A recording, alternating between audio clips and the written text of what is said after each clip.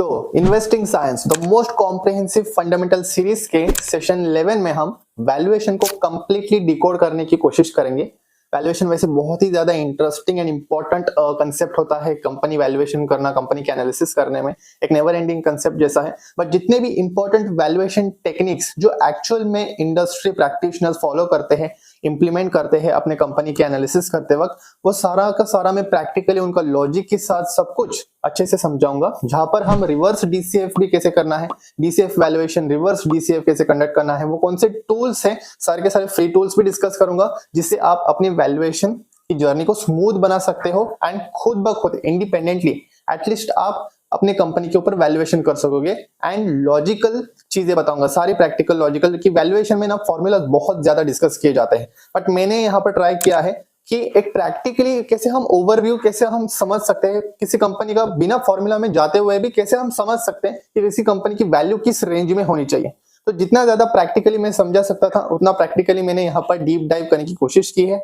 Excel models भी share किया है मैंने रिलेटिव वैल्यूएशन के लिए, रिवर्स डीसीएफ के लिए।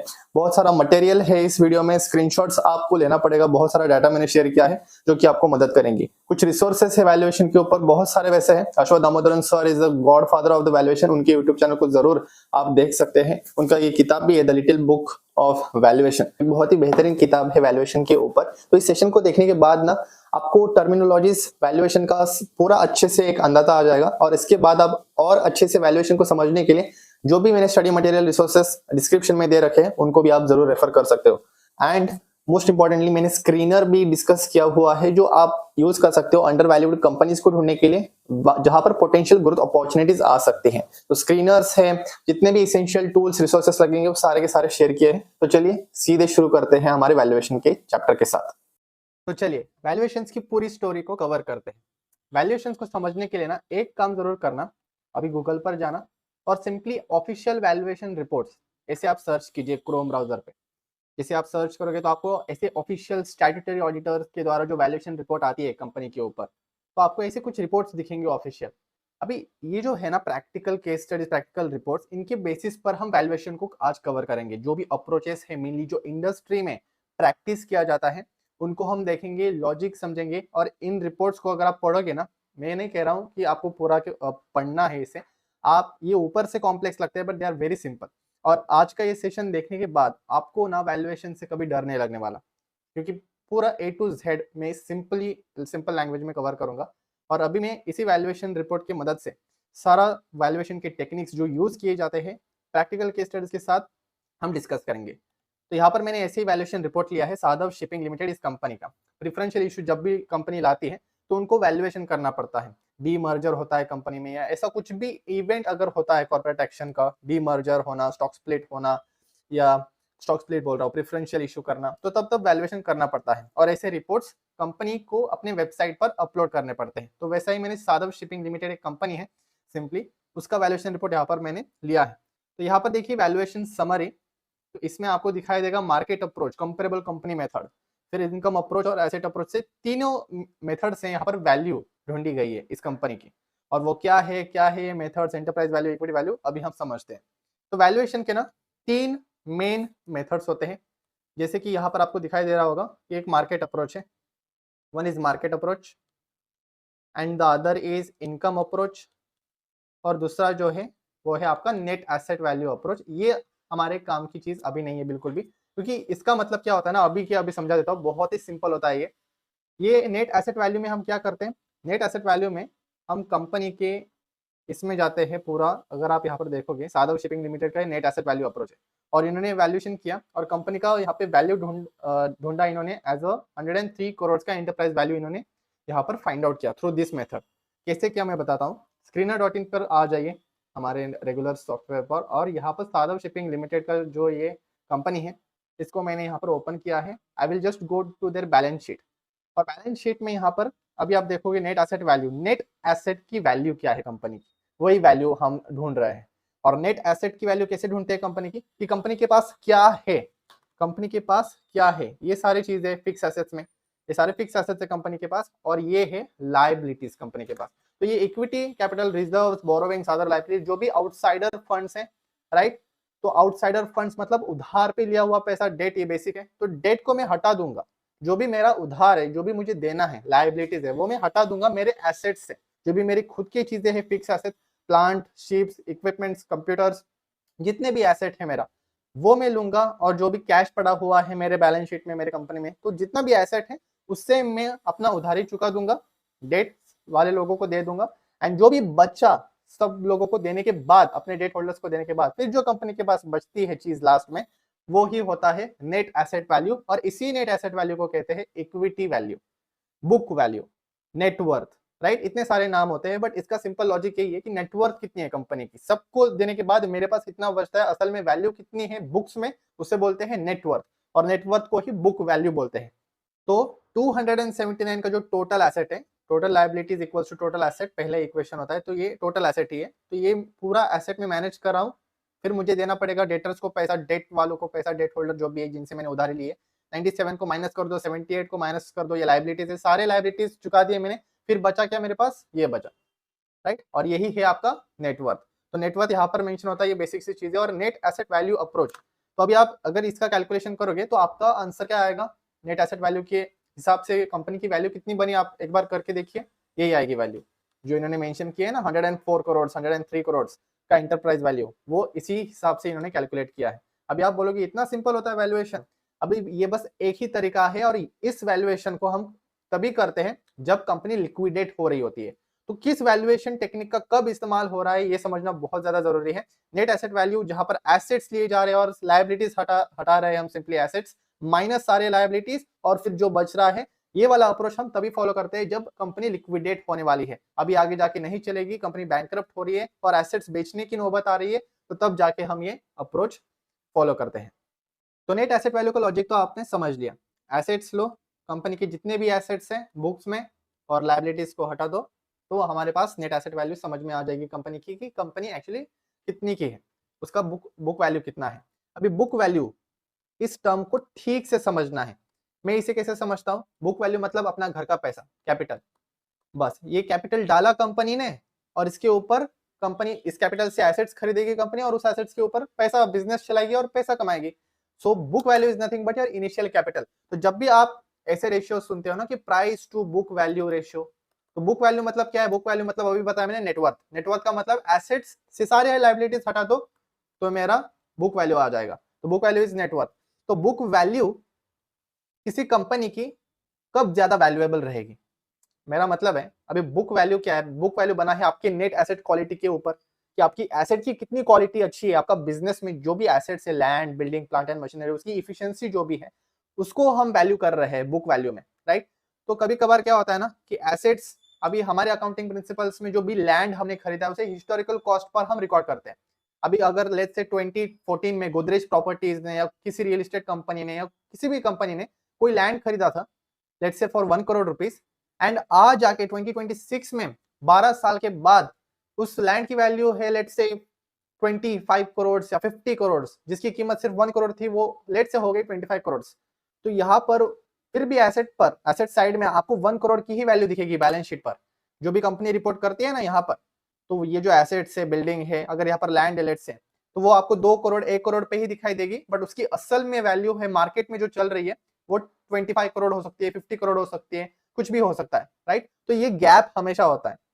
तो ये अकाउंटिंग के कारण यहाँ पे हिस्टोरिकल कॉस्ट अप्रोच या आपको चीज पता होनी चाहिए, just for your information purpose मैंने बताया। पर बुक वैल्यू को समझने का तरीका यही है कि ये आपका खुद का कैपिटल है, खुद का कैपिटल हम यूज करते हैं टू बिल्ड द बिजनेस, और उसके ऊपर हम पैसा कमाते हैं। तो price to book value ratio ये मार्केट मल्टीपल अप्रोच का के अंदर कवर होता है, जैसे कि पी रेशियो हो गया आपका, पी बी रेशियो हो गया, price to book value, price to cash flow.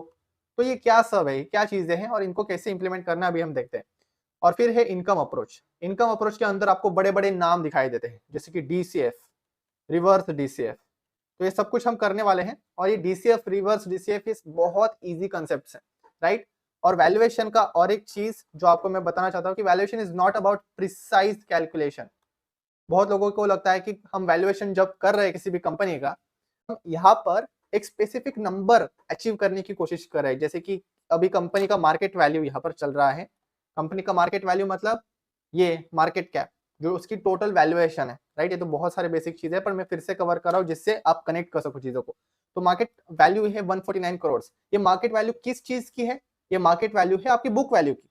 तो ये बुक वैल्यू जो है, जो 14 एंड 89 है आपका 104 करोड़ के आसपास जो इक्विटी वैल्यू है बुक्स में, यही इक्विटी वैल्यू जो मार्केट वैल्यू कर रही है इसे वो 149 करोड़ पे कर रही है, और इक्विटी वैल्यू है 104 करोड़ की। तो यहाँ पर प्रीमियम दिया जा रहा है कंपनी को, right, price to book value.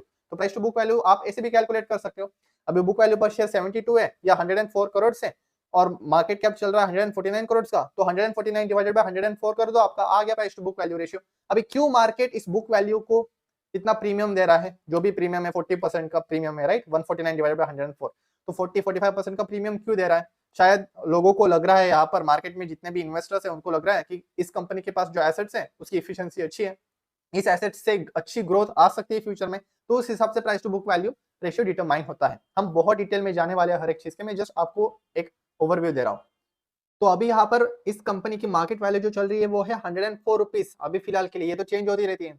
वैसे ही अभी इसकी असली वैल्यू हम फाइंड आउट करने की कोशिश करें, जिसको हम बोलते हैं इंट्रिंसिक वैल्यू। इंट्रिंसिक वैल्यू कि उसकी वैल्यू क्या होनी चाहिए, राइट। तो ये इंट्रिंसिक वैल्यू को एक्यूरेटली कैलकुलेट करना इज नेक्स्ट टू इम्पॉसिबल, और वही मैं बताना चाहता हूँ कि वैल्यूएशन में हम डीसीएफ अप्रोच, रिवर्स डीसीएफ ये तो कैलकुलेट करते हैं, और वो अटेम्प्ट करते भी है इंट्रिंसिक वैल्यू को कैलकुलेट करने की, बट वो इंट्रिंसिक वैल्यू की एक्यूरेसी पे हमें नहीं जाना है। The game is all about margin of safety और broader logic. Margin of safety कि अगर इन दोनों में गैप काफी है, मतलब मुझे लगता है कि अगर लेट्स से कि इस कंपनी की वैल्यू अभी 104 मार्केट डिसाइड कर रहा है, कि मार्केट में जितने भी ट्रेडर्स इन्वेस्टर्स हैं उन्होंने 104 इसकी वैल्यू डिसाइड की हुई है, बट एक्चुअल में इसकी वैल्यू मुझे लगती है, मेरे हिसाब से, मेरे एक्सपर्टीज, मेरे एक्सपीरियंस के हिसाब से मुझे लगती है कि इस कंपनी की इंट्रिंसिक वैल्यू होनी चाहिए लेट्स से 170 रुपीज। तो ये लगभग 65-70% डिस्काउंट पे ट्रेड कर रहा है, राइट, मुझे ऐसा लगता है।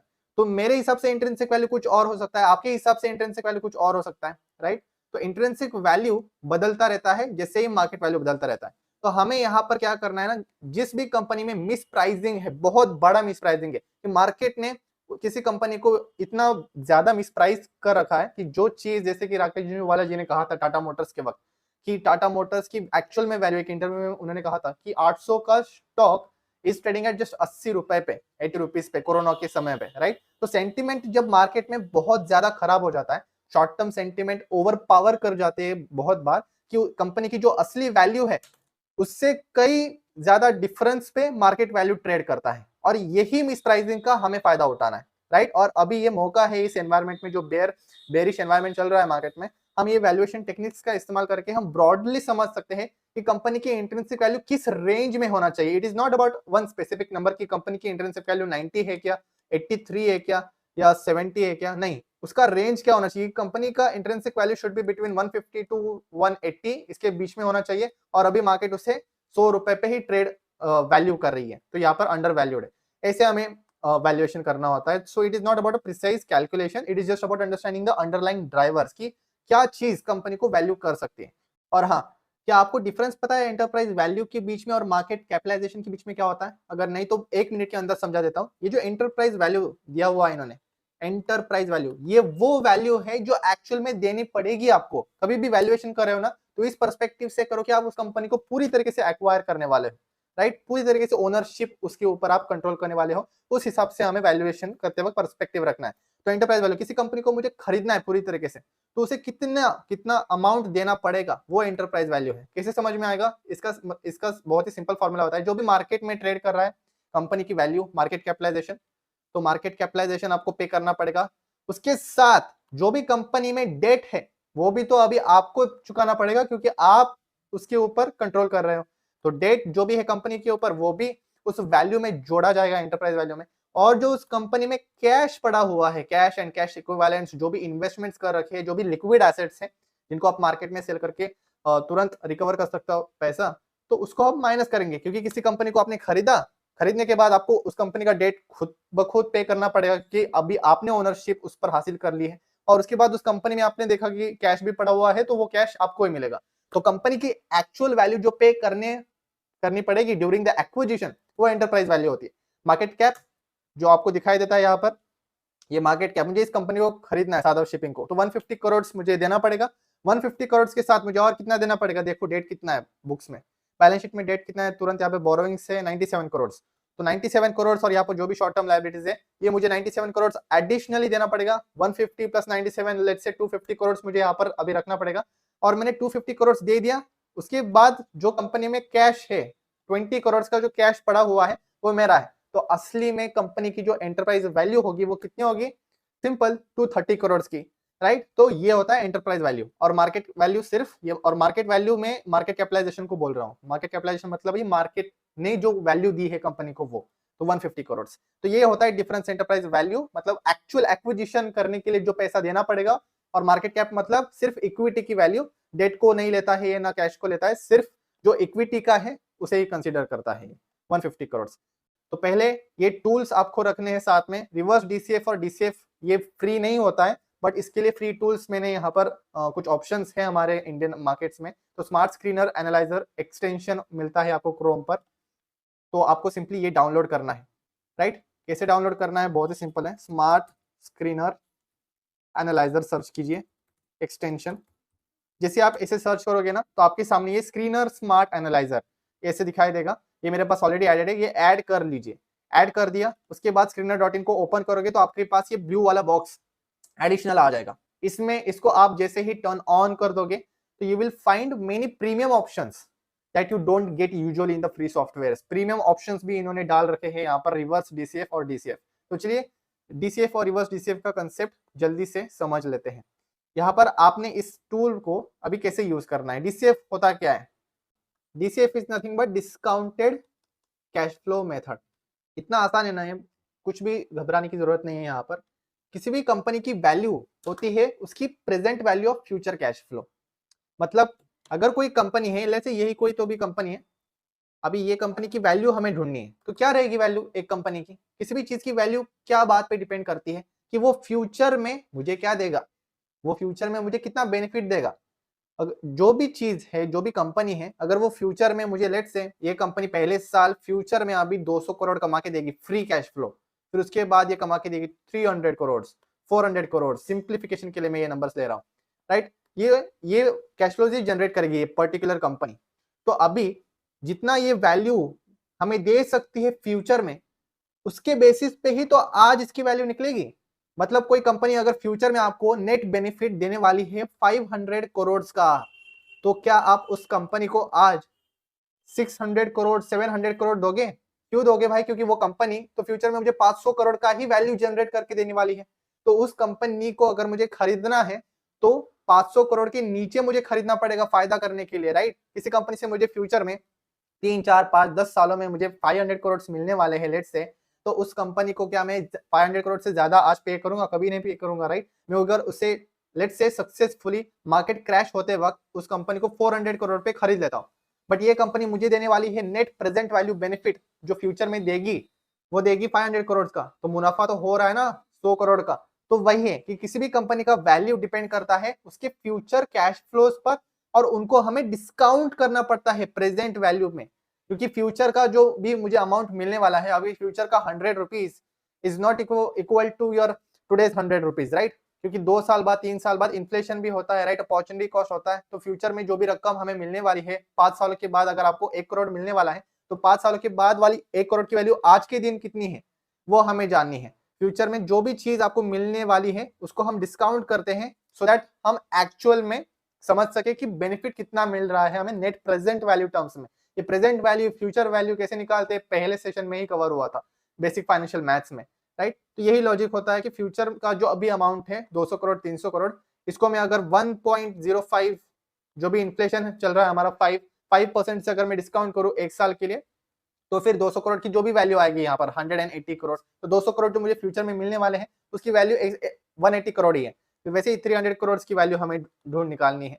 तो इस तरीके से हम वैल्यू निकालते हैं डीसीएफ में, और उस कंपनी की वैल्यू हम डिसाइड करते हैं जिसको हम बोलते हैं नेट प्रेजेंट वैल्यू। जो भी टोटल वैल्यू जनरेट करके देगी कंपनी फ्यूचर में, जैसे कि 500 करोड़ अगर देगी जनरेट करके, तो उस कंपनी की वैल्यू होनी चाहिए 500 crore only, as simple as that.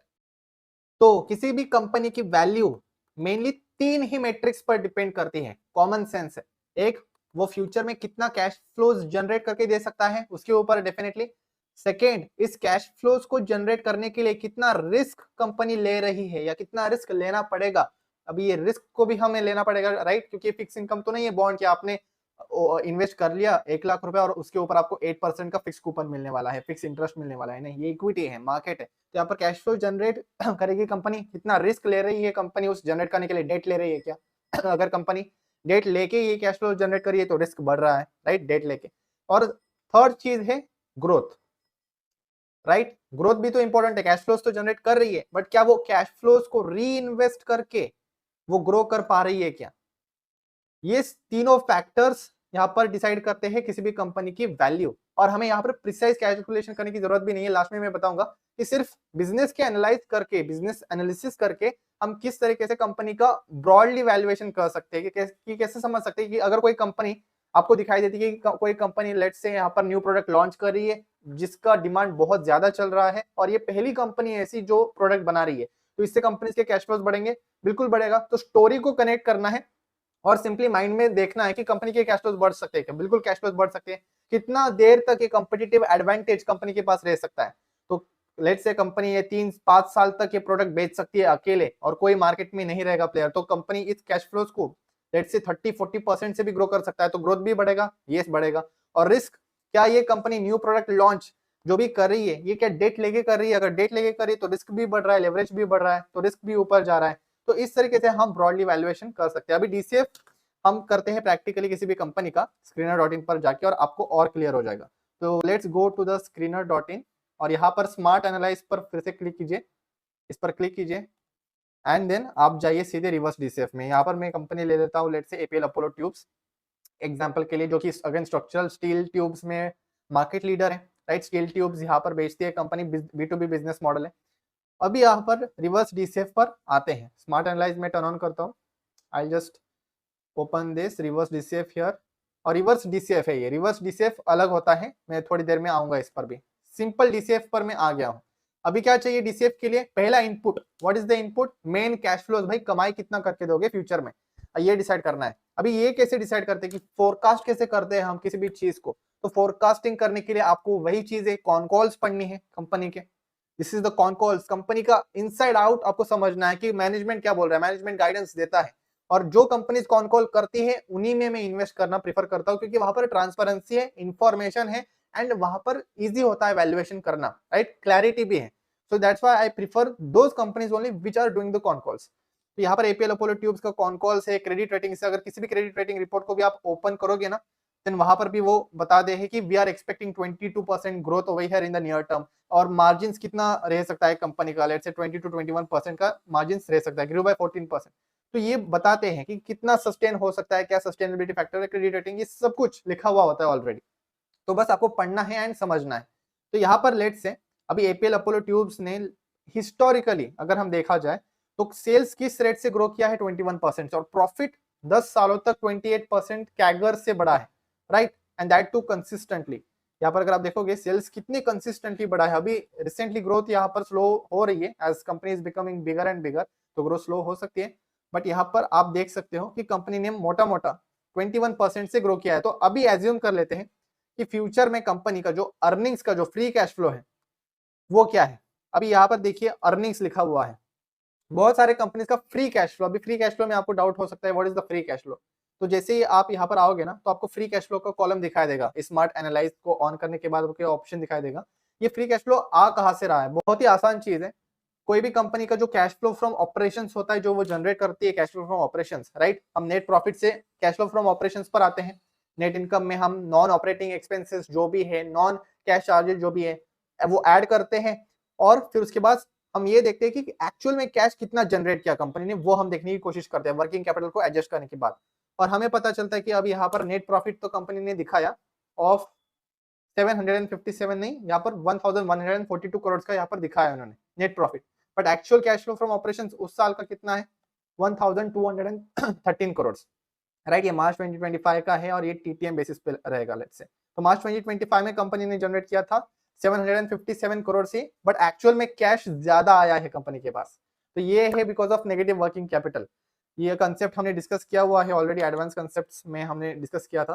तो 1213 का एक्चुअल कैश यहाँ पर आया है, प्रॉफिट दिखा है सिर्फ 700 का, बट एक्चुअल में कैश ज्यादा आया है। ये क्यों हुआ है? क्योंकि कंपनी नेगेटिव वर्किंग कैपिटल पे ऑपरेट कर रही है यहाँ पर शायद। एंड इस और नॉन कैश चार्जेस भी हम ऐड करते हैं, जिसकी डिप्रिसिएशन जो भी है, जो भी नॉन रिकरिंग एक्सपेंसेस, जो भी वन ऑफ आइटम्स होते हैं ना कि लॉस हो गया फायर के कारण, तो वो हम ऐड करते हैं, क्योंकि वो बार बार तो नहीं होने वाला। एक्चुअल में cash from operation, business operation करके कितना जनरेट कर सकते हो ना रिकरिंग बेसिस आगे भी, वो ये रिप्रेजेंट करता है। तो यहाँ पे 1112 है, तो ये एक्चुअल कैश है। एक्चुअल कैश जनरेट करने के बाद अभी इस कैश को I will need to spend this money, reinvestment करना पड़ेगा, राइट? बिजनेस को चलाना भी तो है आगे, तो इसको मैं री इन्वेस्ट करूंगा तभी तो ग्रो होगा। तो री इन्वेस्टमेंट नहीं है तो ग्रोथ कैसे आएगी? तो री इन्वेस्टमेंट मतलब क्या? कैपेक्स। तो कैपेक्स का डिटेल्स कहां से मिलता है? बहुत ही सिंपल है, cash flow from investing activity में, कि कैश इन्वेस्टिंग में कितना खर्चा आपने किया है, कंपनी ने कितना खर्चा किया है। तो फिक्स एसेट्स परचेस करने में कंपनी का देखो रेगुलर कैपेक्स चलता रहता है, एंड ये कैपेक्स बढ़ता जा रहा है अकॉर्डिंग टू द नीड्स। तो अभी 722 करोड़ का यहाँ पर फिक्स एसेट्स खरीदे हैं, like building, plant and machinery, जो भी फिक्स एसेट्स है कंपनी के पास, और फिक्स एसेट जो बेचे हैं वो भी 71 करोड़। तो नेट कैपेक्स कितना हुआ है, जो भी 650 करोड़ होगा शायद दोनों मिला के। तो 650 करोड़ का यहाँ पर कैपेक्स किया है कंपनी ने, कितना अमाउंट से इतना कैश आया कंपनी के पास? 1213 करोड़ आया। 1213 करोड़ में से 650 करोड़ चला गया, बाकी का जो 560 करोड़ का जो फ्री कैश फ्लो है वो ये है, राइट? मतलब फ्री कैश फ्लो का formula is what? Very simple, cash flow from operations, जो कैश जनरेट करेगी कंपनी वो आपको दिखाई देगा 1213। ये कैश री इन्वेस्ट करेगी कंपनी कैपेक्स से, तो कैपेक्स माइनस कर दो सीएफओ में से, सीएफओ माइनस कैपेक्स, एंड आपको फ्री कैश फ्लो मिल जाएगा। तो अभी ये फ्री कैश फ्लो जो जनरेट किया है कंपनी ने business operation, core business operations करके, वो फ्री कैश फ्लो का नंबर यहाँ पर डीसीएफ ने यहाँ पर बाय डिफॉल्ट लिया है। देखिए 562 करोड़, राइट? अगर फ्री कैश फ्लो अभी कंपनी का नेगेटिव है, नेगेटिव भी होता है कंपनी का फ्री कैश फ्लो, क्यों हो सकता है? क्योंकि सीएफओ जो भी मैंने cash flow from operations generate किया है, जो भी कैश मैंने कमाई किया है, अगर मैंने जितना कमाई किया है उससे ज्यादा मैं खर्चा कर देता हूँ, 100 करोड़ मैंने कमाए, खर्चा कर दिया 250 करोड़ का, तो नेगेटिव हो गया ना 150 करोड़। ये तो फ्री कैश फ्लो नेगेटिव है, तो उस केस में मैं क्या करूं? उस केस में मैं डीसीएफ यूज ही नहीं करता हूं। फर्स्टली अगर करना भी है डीसीएफ को रफ वे में यूज, तो मैं नेट इनकम लूंगा। फ्री कैश फ्लो नहीं है तो इसका प्रॉक्सी ले लो। प्रॉक्सी मतलब इसका रिप्लेसमेंट हम कर देंगे, नेट इनकम ले लेंगे, राइट? मान के चलेंगे कि net income free cash flow में कन्वर्ट हो जाएगा, राइट? तो नेट इनकम के साथ हम कर सकते हैं, बट उसमें आपको जाना नहीं है। फ्री कैश फ्लो वाले कंपनीज में देखो क्या है, कैश फ्लो फ्रॉम ऑपरेशंस आप ले सकते हो इसके जगह, बहुत बार आप ये भी कर सकते हो। इसके लिए रिलेटिव वैल्यूएशन मल्टीपल हम यूज करते हैं, बट अभी सिंपल रखते हैं चीजों को, पहले फ्री कैश फ्लो वाले चीजों को देखते हैं। तो फ्री कैश फ्लो हमने ले लिया 562 करोड़ का, यहाँ पर है हमारा क्या? Free cash flow. जिस कंपनीज में फ्री कैश फ्लो है, फ्री कैश फ्लो वो फ्यूचर में जनरेट कर सकती है, उन कंपनीज को डीसीएफ से वैल्यू करना इज बेस्ट मेथड। यहाँ पर 563 करोड़ का यहाँ पर मेरा फ्री कैश फ्लो है। अभी ये फ्री कैश फ्लो किस रेट से ग्रो कर सकता है फ्यूचर में, वो हमें जानना है, बहुत ज्यादा इंपॉर्टेंट। तो ग्रोथ रेट यहाँ पे है, अर्निंग्स ग्रोथ रेट। ये कैसे डिसाइड करें कि क्या ग्रोथ रेट है? बहुत ही सिंपल है, आप बिजनेस एनालाइज तो करोगे ही, यहाँ पर क्रेडिट रेटिंग, इससे आपको समझ में आएगा जो भी गाइडेंस है कंपनी का। एक टूल है, बता देता हूँ, go India stocks. Go India stocks में चले जाऊं यहाँ पर, और अर्निंग्स में गाइडेंस ट्रैकर, इस गाइडेंस ट्रैकर पर जैसे आप आओगे, जो भी टूल्स मैं बता रहा हूँ वो फ्री टूल्स है, जो मैं पर्सनली यूज करता हूँ रेगुलरली। तो यहाँ पर सर्च कंपनी कर दो, अभी जो भी कंपनी आप एनालाइज करो, एपीएल अपोलो ट्यूब्स में यहाँ पर एनालाइज कर रहा हूँ, तो जो भी कैपेसिटी एक्सपेंशन के ऊपर गाइडेंस दिया है, मैनेजमेंट ने कहा है कि वॉल्यूम ग्रोथ हमारा होगा 15 to 20% से, इतना ग्रोथ होगा, एबिटा मार्जिन हमारे 15 से 20% के रेंज में रह सकते हैं, जो भी है यहाँ पर। तो यहाँ से आप एनालाइज करके आप डिकोड कर सकते हो खुद से कि ये बिजनेस किस रेट से ग्रो कर सकता है। या सिंपल वे और एक है कि एपीएल अपोलो ट्यूब्स का हिस्टोरिकल, अभी ये मार्केट लीडर कंपनी है ना, तो हिस्टोरिकल ग्रोथ रेट्स को भी हम एक्सट्रापोलेट कर सकते हैं कंजर्वेटिव मैनर में। जैसे कि मैंने यहाँ पर फ्री कैश फ्लो ले लिया, 2019 में फ्री कैश फ्लो यहाँ पर कंपनी ने जनरेट किया 132 करोड़ का। 2019 से अभी तक मैं ये कॉपी करता हूँ, एक्सेल पे जाता हूँ, या सिंपल सीएजीआर कैलकुलेट करता हूँ। यहाँ पर देखिए मैंने ऑलरेडी कैलकुलेट किया है, और 23% का यहाँ पर सीएजीआर आ रहा है पिछले 7 सालों में जो फ्री कैश फ्लो जनरेट किया है कंपनी ने। तो पिछले 7 सालों से 23% रेट से ये ग्रो हो रहा है फ्री कैश फ्लो। और रेवेन्यू की ग्रोथ रेट कितनी है रेवेन्यू की ग्रोथ रेट? 21% से ग्रो कर रहा है। पिछले 10 सालों से प्रॉफिट 28% से ग्रो कर रहा है, फ्री कैश फ्लो भी नेट प्रॉफिट ग्रोथ के सिमिलर रेट से ही ग्रो कर रहा है, जो कि 23%। तो मैं यहाँ पे कंजर्वेटिवली ये एज्यूम करता हूँ कि फ्यूचर में जो फ्री कैश फ्लोज है एपीएल अपोलो के 563 करोड़ का आज है, ये फ्यूचर में नेक्स्ट 10 ईयर्स के लिए, नंबर ऑफ ईयर्स यहाँ पे दिया हुआ है, तो मैंने 10 ईयर्स के लिए मैं एज्यूम करता हूँ कि this will keep on growing at not 21%, at 17%। मुझे लगता है ये 17% पे ही ग्रो कर सकता है। और एक ट्रिक होता है अर्निंग्स ग्रोथ को जल्दी से जानने की कि कैसे हम अर्निंग्स ग्रोथ को फोरकास्ट करें। आप एआई टूल्स का इस्तेमाल कर सकते हो। लेट्स से मानस, तो मानस एक एआई टूल है, फ्री टूल है अगेन। तो यहाँ पर मैंने जस्ट पूछा, tell me what is the consensus growth estimate of the free cash flows that could be generated by the APL Apollo tubes in the future. तो ये मैंने पूछा इसको कि नेक्स्ट 10 साल का मुझे कंसेंसस ग्रोथ एस्टिमेट बता दीजिए फ्री कैश फ्लो के लिए।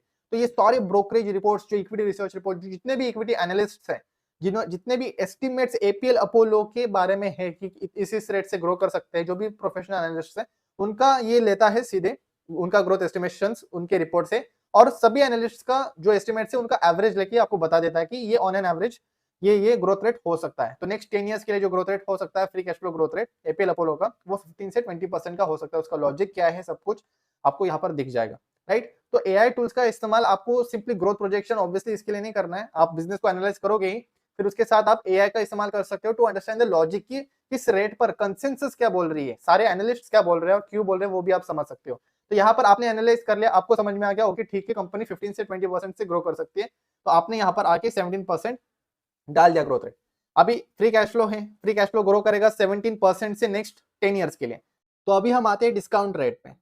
डिस्काउंट रेट बहुत ही इंपॉर्टेंट कंसेप्ट है और क्विकली समझा देता हूँ। वैसे ये बहुत वास्ट कंसेप्ट होता है डिस्काउंट रेट का, बट मैं आपको शॉर्ट में लॉजिकली बताने की कोशिश करूंगा कि डिस्काउंट रेट को इंटरप्रेट कैसे करना है। डिस्काउंट रेट को हम वैक भी कहते हैं, weighted average cost of capital. Simply समझ लो डिस्काउंट रेट यानी आपका अपॉर्चुनिटी कॉस्ट। अपॉर्चुनिटी कॉस्ट मतलब जो नेक्स्ट बेस्ट अपॉर्चुनिटी है हमारे पास अभी रिटर्न्स कमाने की, जहां से हम रिटर्न कमा सकते हैं इतना मिनिमम, तो वही होता है डिस्काउंट रेट। जैसे कि मैं बताता हूं डिस्काउंट रेट को सिंपल भाषा में बोलते हैं रिक्वायर्ड रेट ऑफ रिटर्न।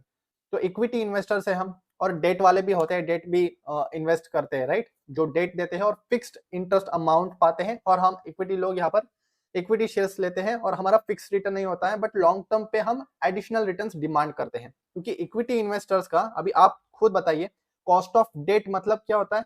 आपका इंटरेस्ट डेट होल्डर से आपने कैपिटल उठाया है, तो कॉस्ट ऑफ डेट होल्डर्स क्या होगा? आपका 9% हो सकता है। जो भी इंटरेस्ट है, जिस भी इंटरेस्ट रेट पर आपने उठाया है, ये एनुअल रिपोर्ट से फिगर आपको मिल जाएगा हिस्टोरिकल। आप बोरोइंग्स के नोट सेक्शन में जाओगे तो आपको समझ में आएगा कि कंपनी ने किस किस रेट पर लोन उठाया है। तो कॉस्ट ऑफ डेट मतलब 9% होता है। कॉस्ट ऑफ इक्विटी, दो प्रकार के स्टेक होल्डर्स होते हैं ना, मेनली डेट होल्डर्स और इक्विटी। तो इक्विटी होल्डर्स मतलब हम, अभी हमारा यहाँ पर रिटर्न एक्सपेक्टेशंस कितना होना चाहिए? डेट वालों का तो 9% है, उनको फिक्स्ड मिल रहा है, राइट, 9%। तो उनका रिस्क कम है या ज्यादा है?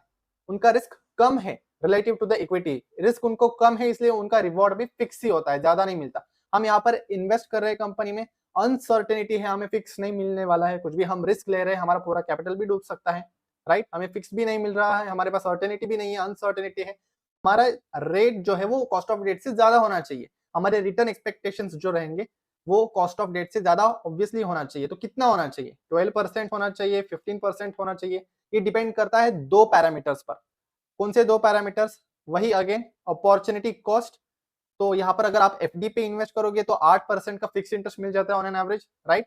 मेरा फिगर्स ले रहा हूँ। और उसके बाद अगर मैं इन्वेस्ट करता हूँ सीधे इंडेक्स फंड्स में, तो वहां पर मुझे कितने रिटर्न्स मिलते हैं? अगर मैं पास्ट 30 इयर्स का डाटा देखूं इंडेक्स फंड्स का, तो वो कैसे देखेंगे मैं बताता हूँ आपको। तो यहाँ पर सिंपली इन्वेस्ट पर जाइए, ये इन्वेस्ट यहाँ पर देख रहे हैं invest.in। तो यहाँ पर जाकर बेंचमार्क रोलिंग रिटर्न्स आप डाल दीजिए, benchmark rolling returns of benchmark. इस सेक्शन पर आने के बाद यहाँ पर जो भी हमारा बेंचमार्क है, अभी निफ्टी 50 को मैं अपना बेंचमार्क मान रहा हूँ कि अगर मैं इसमें नहीं इन्वेस्ट करता, अगर मुझे स्टॉक्स में इन्वेस्ट नहीं करना है और सिर्फ इक्विटी का एक्सपोजर चाहिए, तो मैं कितना रिटर्न कमाता पिछले 30 इयर्स के डाटा के अकॉर्डिंग। यहाँ पर 3 इयर्स का रोलिंग रिटर्न पीरियड है कि मैंने 3 इयर्स के लिए अगर इन्वेस्ट किया है पिछले 30 सालों में कभी भी, तो मैं ऑन एन एवरेज 13.52% रिटर्न तो कमाता ही कमाता on the median basis, right. ये मीडियन एवरेज नहीं ले रहा हूं मैं, क्योंकि एवरेज स्क्यूड होता है। तो मीडियन के हिसाब से मैं 13.52% टोटल रिटर्न इतना ऑन एन एवरेज कमा सकता हूं। इतना इंडेक्स फंड्स में इतना कमाने की यहाँ पर कैपेबिलिटी है इंडेक्स फंड से। तो ये मेरा अपॉर्चुनिटी कॉस्ट है, नेक्स्ट बेस्ट अपॉर्चुनिटी, कि मैं यहाँ पर स्टॉक्स में ना इन्वेस्ट करके म्यूचुअल फंड्स में इन्वेस्ट करके या इंडेक्स फंड्स में इन्वेस्ट करके भी इतना रिटर्न कमा सकता हूँ 13.52%। पर अगर मुझे स्टॉक्स में इन्वेस्ट करना है तो फिर मेरा रिटर्न एक्सपेक्टेशंस क्या होगा? कम होगा या ज्यादा होगा? ऑब्वियसली ज्यादा होगा, क्योंकि मुझे रिटर्न तो म्यूचुअल फंड्स में डालकर ही 13.52% मिल रहा है। मुझे कुछ भी एक्टिवली मॉनिटर नहीं करना है, कौन कौन नहीं पढ़ने, बिजनेस एनालाइज नहीं करना, कोई मेहनत करने की जरूरत नहीं है। बस बैठे बैठे मेरा 13.52% अगर मुझे मिल रहा है सपोज, तो मेरा रिटर्न एक्सपेक्टेशंस एटलीस्ट यहाँ पे 13.52% ये नंबर मिल गया। तो ये 13.52 अभी डिस्काउंट रेट में यही बेंचमार्क है, ये मुझे बेंचमार्क देना था कि 13%। तो मैं क्या करता हूँ ना, हमेशा शॉर्ट में अगर मुझे देखना है तो प्रिसाइज कैलकुलेशन पर ध्यान ना दीजिए, क्योंकि यहाँ पर बहुत सारे फॉर्मूलाज होते हैं, कॉस्ट ऑफ इक्विटी, वैक का, risk free rate plus beta calculation वगैरह, उसको मैं शॉर्ट में इन्वेस्ट बता दूंगा आपको, बट लॉजिकली कैसे करना है मैं वो बता रहा हूँ। तो डिस्काउंट रेट में मैं खुद क्या करूंगा, अपना जो अपॉर्चुनिटी कॉस्ट है, क्या है मेरा अपॉर्चुनिटी कॉस्ट 13.52%, लेट्स से मैं 13% ले लेता हूँ, उसके ऊपर अभी मैं रिस्क प्रीमियम मांगूंगा। रिस्क प्रीमियम मतलब मैं एडिशनल रिस्क ले रहा हूं एपीएल अपोलो ट्यूब्स में या किसी पर्टिकुलर स्टॉक में इन्वेस्ट करके, पर्टिकुलर इंडस्ट्री के स्टॉक में इन्वेस्ट करके मैं रिस्क ले रहा हूं, राइट। मैं खुद का, मुझे यहाँ पर दिमाग लगाना पड़ रहा है, खुद से मेहनत करना पड़ रहा है, तो यहाँ पर मैं रिस्क प्रीमियम मांगूंगा, क्योंकि मैं एडिशनल रिस्क ले रहा हूं तो मुझे एडिशनल रिटर्न भी चाहिए। अगर एडिशनल रिटर्न नहीं मिलेगा तो क्यों मैं यहाँ पर पे करूं, क्यों मैं इस कंपनी को बाय करूं, मुझे एडिशनल रिटर्न चाहिए। तो मेरा एडिशनल रिटर्न एक्सपेक्टेशंस को जोड़ने के लिए मैं यहाँ पर रिस्क प्रीमियम को ऐड कर देता हूँ। ये रिस्क प्रीमियम अभी अलग अलग चीजों पे डिपेंड करता है। अगर मैं मार्केट लीडर, अभी एपीएल अपोलो ट्यूब्स की बात करें तो स्ट्रक्चरल स्टील ट्यूब्स में मार्केट लीडर है, बस सिक्लिकल इंडस्ट्री में है, राइट। और यहाँ पे स्टील ट्यूब्स में भी बहुत सारे प्लेयर आ रहे हैं, बहुत सारे प्लेयर्स है। अभी स्कोडा ट्यूब्स का आईपीओ आया, लगातार आईपीओ चल रहे हैं, तो कंपटीशन यहाँ पे बढ़ सकती है। आई डोंट नो कि एपीएल अपोलो ट्यूब्स फ्यूचर में भी जाकर ग्रो कर पाएगी सस्टेनेबली, या टिक भी पाएगी या नहीं, पता नहीं मुझे, but obviously market leader I know. But यहाँ पर मैं फिर भी स्प्रेड लगाऊंगा, एडिशनल में 1% मांगूंगा कि आपकी इंडस्ट्री में कंपटीशन बढ़ रहा है, मैं 0.5% भी और एडिशनल लगा सकता हूँ कि यहाँ पर आपकी इंडस्ट्री सिक्लिकल इंडस्ट्री है, बिजनेस साइकिल्स के साथ जाता है, मुझे यहाँ पर गुड कंजम्पशन हेज नहीं मिल रहा, मतलब मार्केट जब नीचे गिरेगा, जब इंटरेस्ट रेट्स ऊपर जाएंगे तो यहाँ पर मार्केट नीचे गिरेगा, तो ये भी स्टॉक बहुत ज्यादा गिरेगा क्योंकि सिक्लिकल स्टॉक है, तो उसका मैंने रिस्क प्रीमियम और ऐड कर दिया। अभी मैं पर्टिकुलरली अगर मैं स्मॉल कैप में इन्वेस्ट कर रहा हूँ, जैसे कि हमने शुरुआत में एग्जांपल देखा था इस कंपनी का, जो कि था साधव शिपिंग लिमिटेड का, राइट। तो साधव शिपिंग लिमिटेड की वैल्यूएशन रिपोर्ट में अगर मैं आपको दिखाऊं तो यहाँ पर देखिए इन्होंने क्या किया, एड लिक्विडिटी प्रीमियम, इन्होंने weighted average cost of capital calculate किया है। कॉस्ट ऑफ कैपिटल जैसे आप नाम सुनते हो, इसका मतलब है वो कैपिटल उठाने के लिए बिजनेसों में, तो मैंने कैपिटल उठाने के लिए यहाँ पर वो कॉस्ट है ना, कॉस्ट के साथ आती है हर एक चीज, फ्री में थोड़ी कैपिटल मिला है, वो कुछ ना कुछ चाहते हैं मेरे से, तो वो मेरे लिए कॉस्ट है, मैं कंपनी हूँ, तो मुझे डेट होल्डर्स ने डेट दिया, डेट वालों का कॉस्ट ऑफ डेट निकालना तो बहुत सिंपल है, सिंपल इंटरेस्ट कॉस्ट है, इंटरेस्ट कॉस्ट एनुअल रिपोर्ट के नंबर से मिल जाता है, या ऐसे भी कैलकुलेट कर सकते हैं। तो 9% का लेट से इंटरेस्ट रेट है, वो तो हो गया कॉस्ट ऑफ डेट। फिर कॉस्ट ऑफ इक्विटी निकालना है, तो कॉस्ट ऑफ इक्विटी, इक्विटी वालों ने भी मुझे कैपिटल प्रोवाइड किया है, मेरे बिजनेस मैनेजमेंट की क्वालिटी को देखकर, बिजनेस की क्वालिटी को देखकर, अपॉर्चुनिटी साइज को देखकर इक्विटी इन्वेस्टर्स ने यहाँ पर पैसा लगाया, मतलब वो कुछ ना कुछ एडिशनल रिटर्न्स चाहते हैं। वो एडिशनल रिटर्न्स यहाँ पर डिपेंड करेंगे रिस्क फैक्टर पर, जितना ज्यादा रिस्क होगा कंपनी में इन्वेस्ट करने का, मेरे कंपनी में इन्वेस्ट करने का, उतना ज्यादा उनका रिटर्न एक्सपेक्टेशंस भी होगा। अगर साधव शिपिंग लिमिटेड में मैं इन्वेस्ट कर रहा हूँ यहाँ पर, जो कि बहुत छोटी कंपनी है, केवल कितनी करोड़ की कंपनी थी ये, अभी कैलकुलेट किया था 150 करोड़ की थी, राइट, मार्केट कैपिटलाइजेशन, और एंटरप्राइज वैल्यू 100 थी, जो भी हो। तो एक तो छोटी कंपनी है, लिक्विडिटी कम होती है छोटी कंपनी में, तो इन्होंने सीधे क्या किया, लिक्विडिटी प्रीमियम डाल दिया 2% का, मतलब मेरा अपॉर्चुनिटी कॉस्ट इतना आया 7% का, और इसके ऊपर मैंने 2% और डाल दिया, इतना रिस्क है, मतलब रिटर्न एक्सपेक्टेशन मुझे 7% रिटर्न नहीं चाहिए, मुझे 9% रिटर्न चाहिए, ज्यादा रिटर्न चाहिए कंपनी से, तो इस रेट से वो डिस्काउंट करेंगे फ्यूचर कैश फ्लोज को, राइट।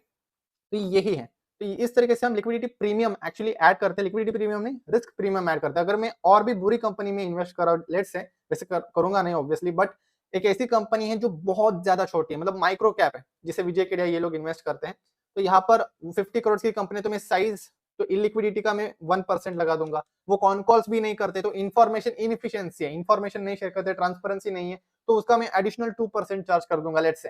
तो ऐसे हम 1%, 1.5% प्रीमियम ऐड करते रहते हैं। तो ये रिस्क प्रीमियम का एक टेबल है मेरे पास कि कितना कितना हमें रिस्क प्रीमियम रखना चाहिए, वो टेबल है, वो दिखाता हूं मैं आपको, इसका स्क्रीनशॉट आप ले लीजिएगा। बहुत सारा डाटा मुझे आपके साथ शेयर करना है, क्योंकि आपको ये मदद करेगी बाद में। एक बार आपने लॉजिक समझ लिया तो हो गया। तो जस्ट लुक एट दिस ना, यहाँ पर कॉस्ट ऑफ इक्विटी ओवरऑल कितना रहता है, 15% से 14.2%, वही होता है। 13% तो ये है, प्लस रिस्क प्रीमियम ऐड कर देंगे तो ऑन एन एवरेज हमारा डिस्काउंट रेट जो होता है वो 15% से 14%, इससे ज्यादा भी होगा। अगर मैं बहुत माइक्रो कैप इन्वेस्टिंग कर रहा हूँ तो ऑब्वियसली 20% तक डिस्काउंट रेट जाएगा, 25% भी हो सकता है, बट उतना रिस्क नहीं लेना है हमें। बट जस्ट मैं आइडिया दे रहा हूँ, जितना ज्यादा रिस्क उतना ज्यादा डिस्काउंट रेट। जितना अगर मार्केट लीडर है कंपनी तो आप ज्यादा रिस्क प्रीमियम नहीं ऐड कर सकते क्योंकि वो सेफ कंपनी है। IPL Apollo tube is the market leader, तो मैं अपॉर्चुनिटी कॉस्ट जो 13% का है मेरा, उसके ऊपर मैं जस्ट 1% या 2% ऐड कर सकता हूँ जस्टिफिकेशन देके कि कंपनी सिक्लिकल इंडस्ट्री है वगैरह वगैरह, पर ज्यादा रिस्क नहीं है। तो मैं 14% मैक्स टू मैक्स 15% डिमांड कर सकता हूँ एपीएल अपोलो ट्यूब से। एक डाटा दिखाना चाहता हूँ जल्दी से, कॉस्ट ऑफ इक्विटी का डाटा हमने देख लिया। अलग अलग इंडस्ट्रीज के लिए क्या क्या कॉस्ट ऑफ इक्विटी होता है। मीडिया एंड एंटरटेनमेंट इंडस्ट्री में इन्वेस्ट करोगे तो 16.8% टू 12.7% तक का यहाँ पर कॉस्ट ऑफ इक्विटी है, ये रेंज बता रहे हैं टोटल, तो आप वो देख सकते हो। एवरेज कॉस्ट ऑफ इक्विटी 2014 से 2024, तो लास्ट 10 ईयर्स में कैसे चेंज हुआ है ये cost of equity discount rate, तो वो आप ये चीज ले लो। अगर आप किसी फार्मा कंपनी में इन्वेस्ट करोगे तो ऑब्वियसली सेफ है, तो यहाँ पर देखिए 13.5% का ही यहाँ पर डिस्काउंट रेट आ रहा है। वही अगर आप रियल एस्टेट कंपनी में इन्वेस्ट करोगे तो ज्यादा रिस्की, इसलिए 18.4% का यहाँ पर दिखाई दे रहा है आपको नंबर, देखिए रियल एस्टेट इज 18.4% से 16.4% पर आ गया है। एफएमसीजी है तो अगेन कम रिस्की है, तो ये रेंज है। तो आप ऐसे रेंजेस डिटरमाइन कर सकते हो हर एक इंडस्ट्री को, ये आपको डाटा गूगल पे भी मिल सकता है, बट आपको लॉजिक पता है कि रिस्क जहां पे ज्यादा वहां पे ज्यादा डिस्काउंट रेट, रिस्क जहां पे कम वहां पे रिस्क प्रीमियम में कम मांगूंगा, वहां पे प्रीमियम मुझे नहीं मिलेगा क्योंकि ज्यादा रिस्क ही नहीं है, तो मैं प्रीमियम किस चीज का मांगू, राइट, कॉमन सेंस है। सो डिस्काउंट रेट का यही सिंपल लॉजिक आपको इस्तेमाल करना है कि आपको अपॉर्चुनिटी कॉस्ट डिटरमाइन करना है, जो कि हमें पता है निफ्टी 50 का ट्राई इंडेक्स इन्वेस्ट पर जाके आप रोलिंग रिटर्न्स देखो, पिछले 30 सालों में 13% रिटर्न तो मिला ही है, तो मैं डिस्काउंट रेट हमेशा 13% का रखूंगा ही रखूंगा। अगर कंपनी में डेट बहुत ज्यादा है तो मैं ऑब्वियसली वो रिस्क प्रीमियम भी ऐड करूंगा कि डेट ज्यादा है, अगर बाय चांस कंपनी डेट अपना नहीं पे कर पाई, उसका इंटरेस्ट कवरेज रेशियो कम आ रहा है, बैलेंस शीट रिस्क देखूंगा मैं, सारे बैलेंस शीट हम जब एनालाइज करते हैं सॉल्वेंसी रेशियोज खराब आ रहे हैं, जैसे कि इंटरेस्ट कवरेज रेशियो 3 के ऊपर नहीं है, सिर्फ 1 है या 2 है या उससे भी कम है, तो मैं रिस्क प्रीमियम ऐड करता रहूंगा। मैनेजमेंट कमजोर है तो और 1% में रिस्क ऐड करता रहूंगा। आपको बस ये इक्वेशन का लॉजिक समझ में आना चाहिए कि यहाँ पे डिस्काउंट रेट में जो भी वैल्यू ऑफ द स्टॉक होता है वो 3 चीजों पर निर्भर करती है। एक तो है कैश फ्लो, फ्यूचर में कितने रेट से कैश फ्लो आएगा और ग्रो करेगा, ये कैश फ्लो 1+G मतलब ग्रो करा रहे हैं हम कैश फ्लो को। और फिर उसके बाद मेरा आता है डिस्काउंट रेट, डिस्काउंट रेट को मैं आर ही बोल देता हूं, मतलब कॉस्ट ऑफ इक्विटी, हमारा रिटर्न एक्सपेक्टेशंस बेसिकली, जो कि हम क्या रखेंगे मोस्टली 12 to 14% तो रहना ही रहना है। इसके ऊपर हम रिस्क प्रीमियम ऐड करेंगे, वो डिपेंड करेगा कि कंपनी कितनी रिस्की है, उसके लिए हम बैलेंस शीट चेक करेंगे, कैश फ्लो चेक करेंगे, कौन कॉल देखेंगे, इंडस्ट्री में कंपटीशन क्या चल रहा है, जितना ज्यादा जो भी यहाँ पर नेगेटिव चीजें हैं उसका हम 1%, 0.5% चढ़ाते जाएंगे। और मैनेजमेंट क्वालिटी इशू है तो मैं 2% ऐड करूंगा। कोई न्यू एज कंपनी है, स्टार्टअप कंपनी है, तो मैं और ऐड करूंगा। तो यहाँ पर मैंने देखा है बहुत सारे एनालिस्ट 5% का रिस्क प्रीमियम ऐड कर देते हैं, तो ऐसा होता है। तो यहाँ पर अभी इस वैल्यूएशन को करने के लिए जल्दी से मैं आपको एक वैल्यूएशन करके दिखाता हूँ तुरंत, नहीं तो बहुत ज्यादा देर हो जाएगी। लेट्स से डिस्काउंट रेट अभी मैं क्या रखूंगा एपीएल अपोलो में 13% तो है, एडिशनल में 2% का यहाँ पे स्प्रेड मांगता हूँ, 15%, क्योंकि इंडस्ट्री में कॉम्पिटिशन बढ़ रहा है और सिक्लिकल इंडस्ट्री है। लेट से 15% का मेरा रिटर्न एक्सपेक्टेशन है कि एटलीस्ट मुझे इतना रिटर्न चाहिए। तो अभी ये जो डिस्काउंट रेट मैंने ऐड किया है, अभी ये 15% से अगर आप 17% कर दोगे, मतलब रिस्क बढ़ रहा है, रिस्क बढ़ रहा है इसलिए आपने अपना रिटर्न एक्सपेक्टेशंस बढ़ाया, तो ये बढ़ेगा तो वैल्यू कम आएगी, इंट्रिंसिक वैल्यू कम आएगी, मतलब वैल्यू कम हो रही है। तो कंपनी को, एक अच्छी कंपनी को हमेशा जो डिस्काउंट रेट अगर ज्यादा है इनिशियली, पर अगर अपने इन्वेस्ट करने के बाद सालों साल के बाद अगर कंपनी इस डिस्काउंट रेट को कम कर पाती है, जैसे कि कंपनी के पास आज बहुत ज्यादा डेट है, तो रिस्क तो डिस्काउंट रेट ज्यादा है, पर डेट कम कर देती है, कैश फ्लोज अच्छे से कमाती है कंपनी, कैश फ्लोज अच्छे से कमाती है, ग्रोथ भी अच्छे से करती है कंपनी, तो वैल्यू बढ़ेगी कंपनी की, इंट्रिंसिक वैल्यू बढ़ेगी कंपनी की। तो यहाँ पर आपको एक्चुअली प्रिसाइज वैल्यू की जरूरत नहीं है, आपको बस ब्रॉडली यही जानना है कि मेरे मेट्रिक्स क्या बोलते हैं, कैश फ्लो, ग्रोथ और रिस्क। कंपनी का वैल्यूएशन कर रहे हैं हम, तो लॉजिकली समझना है कि कंपनी के कैश फ्लो के साथ क्या होगा, ऑन कॉल एनालाइज करते वक्त रिस्क कम हो रहा है बढ़ रहा है, रिस्क बढ़ रहा है बढ़ा दो डिस्काउंट रेट को, ठीक है। फिर कैश फ्लो के साथ क्या हो रहा है, अगर कंपनी ने न्यू प्रोडक्ट लॉन्च किया है और डिमांड काफी ज्यादा आ रही है तो कैश फ्लो ग्रोथ अपॉर्चुनिटी बढ़ सकती है, तो कैश फ्लो बढ़ सकता है, वैल्यू बढ़ सकती है कंपनी की। तो जिस भी कारण इंट्रिंसिक वैल्यू के ऊपर इंपैक्ट आ सकता है वो आपको नोट करके रखना है। एंड ये बहुत चीजें 3 बकेट में आपको डालना है, सिर्फ एक कैश फ्लो का बकेट डाल दो कि कैश फ्लो पॉजिटिव इंपैक्ट आ रहा है यहाँ पर या नेगेटिव, फिर रिस्क के साथ क्या हो रहा है, ऊपर जा रहा है या नीचे जा रहा है, वो आपको देखना है, और ग्रोथ अपॉर्चुनिटीज लास्टली कि ग्रोथ अपॉर्चुनिटीज कम हो रही है या ज्यादा हो रही है, ये री इन्वेस्टमेंट में आपको समझ में आएगा। डिविडेंड पे आउट रेशियो अगर ज्यादा बढ़ रहा है मतलब ग्रोथ अपॉर्चुनिटी कम हो रही है कंपनी के साथ, राइट, बायबैक ज्यादा हो रहा है मतलब ग्रोथ अपॉर्चुनिटी कम हो रही है। तो ऐसे आपको समझ में आता है। तो ऐसे 3 बकेट में आपको डिवाइड करना है और इसी हिसाब से आप वैल्यूएशन का ना अच्छे से अंदाजा निकाल सकते हैं कि what should be the value of the company. अभी 15% का डिस्काउंट रेट मैंने मान लिया। ये टर्मिनल ग्रोथ रेट क्या है? टर्मिनल ग्रोथ रेट मतलब ये अभी ये इक्वेशन है हमारा कैश फ्लो, ये रिस्क है मेरा, मैं डिनोमिनेटर से डिस्काउंट करूंगा कैश फ्लो को प्रेजेंट वैल्यू में, राइट? तो इतना इससे मैं डिस्काउंट करूंगा और माइनस ग्रोथ रेट। तो ग्रोथ रेट अगर बढ़ेगा, ग्रोथ कंपनी की बढ़ेगी, सस्टेनेबल ग्रोथ रेट कि कंपनी अपने दम पर कितने रेट से ग्रो कर सकती है और कितने वक्त तक ग्रो कर सकती है। तो लॉन्जेटिविटी, सस्टेनेबिलिटी, ग्रोथ फैक्टर, मोट, बहुत सारे चीजें आती हैं यहाँ पर। तो ग्रो अगर करेगी कंपनी, ग्रोथ अपॉर्चुनिटी है तो वैल्यू भी ऊपर जाएगा। बट टर्मिनल ग्रोथ रेट का मतलब होता है कि इन्फिनाइट ग्रोथ रेट, कि कंपनी ग्रो ही करती जाएगी, मतलब जैसे कि इंडिया चलता ही जाएगा। हम एज्यूम करके चलते हैं कि कोई भी कंपनी गोइंग कंसर्न होती है, मतलब आने वाले 100 साल, 500 साल, 1000 सालों तक कंपनी चलती रहेगी, हम ऐसे एज्यूम करके चलते हैं। ये अकाउंटिंग का एक ऑब्वियसली कैविएट है, जो कि ऐसा असलियत में नहीं होता, बट अकाउंटिंग पर्पस के लिए, ये वैल्यूएशन करने के लिए हम ऐसा एजम्पशन लेके चलते हैं। तो इसलिए ये ग्रोथ रेट कभी भी 4% से ज्यादा नहीं होना चाहिए।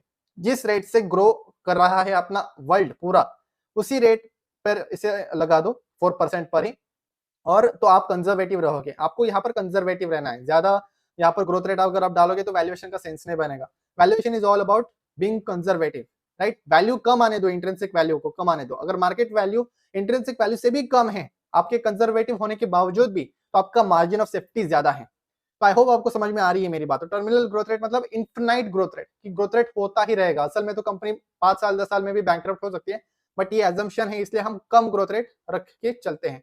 नंबर ऑफ ईयर्स, कितने सालों तक आपको ये फोरकास्ट करना है। तो 15% से नहीं, ये ग्रोथ रेट है ना अपना। अरे ये हम रिवर्स डीसीएफ के लिए कर रहे हैं, हमें यहाँ पर डीसीएफ के लिए करना है। तो मैं तुरंत ये इनपुट्स डाल देता हूँ यहाँ पर डीसीएफ के लिए, सॉरी फॉर दैट। हाँ, डीसीएफ कर दिया यहाँ पर मैंने। 562 का फ्री कैश फ्लो है हमारा, 15% का डिस्काउंट रेट है, 21% से ग्रो करती रहेगी ये कंपनी। और टर्मिनल ग्रोथ रेट कितना है? 2 नहीं करना है हमें, यहाँ पर सिंपली 4 कर देना है, कि वर्ल्ड इकोनॉमी 4% से ग्रो कर रही है। अभी 3.8 था लास्ट टाइम ग्रो, तो आप वर्ल्ड इकोनॉमिक ग्रोथ रेट देख सकते हो। सिंपली गूगल कर दो ना वर्ल्ड इकोनॉमिक ग्रोथ रेट क्या है, and you will find that कि वर्ल्ड किस रेट से ग्रो कर रही है, and you would be able to understand. तो वर्ल्ड इकोनॉमिक ग्रोथ रेट अगर आप देखोगे, देन यू विल फाइंड 3.11%, 3.24% चल रहा है, बट ऑन एन एवरेज 5%, 4% रहा है इनका ग्रोथ रेट। तो इसलिए मैं यहाँ पर 4% मान के चल रहा हूँ। तो अभी हो गया हमारा काम, हमने ग्रोथ रेट एस्टिमेट कर दिया, ग्रोथ रेट एस्टिमेट कर दिया, डिस्काउंट रेट हमने लगा दिया, opportunity cost plus risk premium, और नंबर ऑफ ईयर्स 10 साल के लिए करना है, ये 10 साल रखना है हमें। फिर कैलकुलेट करेंगे यहाँ पे। सो यू कैन सी कि इन्होंने कैश फ्लोज को ग्रो किया। कैश फ्लोज टोटल कितने बन रहे हैं, अभी कंपनी कितना वैल्यू दे सकती है फ्यूचर में, टोटल कितना कैश फ्लो हमें जनरेट करके दे सकती है उस कंपनी के टोटल लाइफ में, वो हमें समझ में आ रहा है कि एज एन इन्वेस्टर मुझे कंपनी कितना वैल्यू बेनिफिट दे सकती है, और उसके हिसाब से वैल्यू कितनी आ रही है, intrinsic value 584 rupees should be the share price of the company. जो भी आपने एजम्पशंस लिया है उस हिसाब से। अभी क्या चल रहा है, 2000 पे चल रहा है, तो इसका मतलब है कि कंपनी ओवर वैल्यूड है बहुत ज्यादा। बट ये जो मैंने वैल्यूएशन अभी किया है, इस शॉर्ट वे में किया है, ऐसा जरूरी नहीं है कि ये सही है, राइट? मार्केट मल्टीपल अप्रोच भी हमें फॉलो करना पड़ता है, तो मैं अभी मार्केट मल्टीपल अप्रोच भी करूंगा, वो भी हम करेंगे जरूर। तो यहाँ पर है रिवर्स डीसीएफ भी मैं करके दिखाऊंगा अभी। तो this was just an assumption. तो यहाँ पर आप ट्विक कर सकते हो, सेंसिटिविटी एनालिसिस जैसे हम बोलते हैं ना कि 15% डिस्काउंट रेट नहीं है कंपनी, लेट से 14% का ही डिस्काउंट रेट में मान के चलता हूँ। तो यहाँ पर मैं फिर से कैलकुलेट करूंगा, तो देखो इंट्रिंसिक वैल्यू कंपनी का तुरंत 661 हो गया। अभी इसी डीसीएफ में एक इंटरेस्टिंग चीज हम करते हैं। एक चीज, टर्मिनल ग्रोथ रेट के साथ कभी भी छेड़छाड़ मत करना, मतलब इस नंबर को 4.4%, 5% के बियॉन्ड मत लेके जाना। यहाँ पर कुछ लोग बोलते हैं कि टर्मिनल ग्रोथ रेट हमारे नॉमिनल जीडीपी ग्रोथ रेट के पास होना चाहिए, जो कि 8%, 9% के आसपास होता है। अगर आप 9% के पास करते हो इसको, टर्मिनल ग्रोथ रेट को, मतलब 9% तक इन्फिनिटली ये कंपनी ग्रो करती रहेगी, 9% ग्रोथ रेट होगा ही होगा इस कंपनी का। तो कैलकुलेट अगर आप करोगे तो तभी भी इस कंपनी का जो मार्जिन ऑफ सेफ्टी है वो रेड में है, मतलब 156% प्रीमियम पे ये कंपनी ट्रेड कर रही है। मार्केट वैल्यू इंट्रिंसिक वैल्यू के 150% प्रीमियम पे ट्रेड कर रही है, 800 का इंट्रिंसिक वैल्यू आ रहा है। तो वो वैसे भी आप देख सकते हो कि कंपनी ओवर वैल्यूड है बहुत ज्यादा। फिर उसके बाद मैं अगर इसे टर्मिनल ग्रोथ रेट को 5% पे ही ला दूं, जो कि होना चाहिए, अभी मुझे देखना है ऐसा कौन सा डिस्काउंट रेट है जो कि इस कंपनी के इंट्रिंसिक वैल्यू के पास, मार्केट वैल्यू और इंट्रिंसिक वैल्यू इक्वल हो जाए। मुझे ये जानना है कि ऐसा कौन सा डिस्काउंट रेट होना चाहिए कंपनी का जिससे ये इंट्रिंसिक वैल्यू जो है वो मार्केट वैल्यू के बराबर आ जाए। मार्केट वैल्यू चल रहा है 48 रुपीज पर चल रहा है और इंट्रिंसिक वैल्यू बता रहा है कि कंपनी की असलियत में जो वैल्यू है वो सिर्फ 800 ही होना चाहिए बेस्ड ऑन दिस एजम्पशंस। ये फ्री कैश फ्लो, ये सारा चीज, ये गलत भी होंगे एजम्पशंस ऑब्वियसली, बट अगर अभी सिर्फ मुझे जानना है कि what should be the discount rate, market ऐसा कौन सा डिस्काउंट रेट इंप्लाई कर रहा है अभी रिसेंटली, तो मैं डिस्काउंट रेट को यहाँ पर बढ़ाता जाऊंगा तब तक जब तक ये इक्वल नहीं हो जाता। तो यहाँ पर डिस्काउंट रेट को मुझे कम करना पड़ेगा वैल्यू को इंक्रीज करने के लिए। तो 12%, 14% से 12% लाया, 2% ही कम किया मैंने, तो भी यहाँ पर इंट्रिंसिक वैल्यू सिर्फ 866 रुपीज बता रहा है। अभी मैं इसको और भी कम करता हूँ, डिस्काउंट रेट को 8% तक लेके आया मैं, और अभी जाके वैल्यू यहाँ पर 1884 के आसपास आ गई है। अभी और अगर मैं कम कर देता हूँ 7% के पास, तो तब जाके कंपनी की वैल्यू जो इंट्रिंसिक वैल्यू है वो मार्केट वैल्यू के बराबर आ रही है। मतलब 7% का डिस्काउंट रेट होना चाहिए, ऐसा होगा नहीं क्योंकि एटलीस्ट डिस्काउंट रेट 11% का होना चाहिए मेरे अकॉर्डिंग।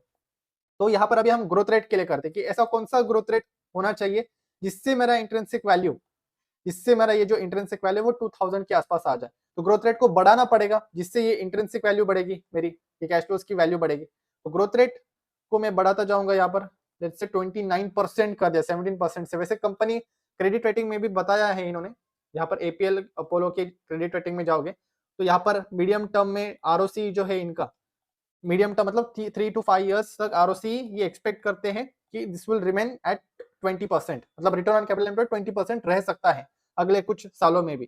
तो 20% का यहाँ पर एजम्पशन मिल गया। क्रेडिट रेटिंग एक्चुअली पढ़ना चाहिए, कॉनकॉल्स भी पढ़ना चाहिए। यहाँ पर और दिखाऊं तो यहाँ पर इन्होंने ग्रोथ रेट का भी एजम्पशन दिया था कहीं तो वो आप देख सकते हो 25% कुछ तो था यहाँ पर। So let's go back. तो यहाँ पर देखिए अर्निंग्स ग्रोथ रेट में 29% का अगर डाल दूं और कैलकुलेट करूं तो तब जाके ये जो इंट्रिंसिक वैल्यू है वो 2081 के आसपास आ रहा है। मतलब कंपनी को इस इंट्रिंसिक वैल्यू, इस मार्केट वैल्यू को जस्टिफाई करने के लिए, ये जो मार्केट वैल्यू है, ये जो 2000 का मार्केट वैल्यू है, इसको जस्टिफाई अगर करना है कंपनी को तो उसके लिए कंपनी को ग्रो करना पड़ेगा किस रेट से, इस रेट से ग्रो करना पड़ेगा। अकॉर्डिंग टू दिस एजम्पशंस 29% से अर्निंग्स ग्रो करना पड़ेगा। अगर कंपनी 30%, 29% से नेक्स्ट 10 साल तक और ग्रो कर पाएगी तब जाके ये वाला मार्केट वैल्यू और ये वाला इंट्रिंसिक वैल्यू जस्टिफाइड है, ये वाला मार्केट वैल्यू जस्टिफाइड है।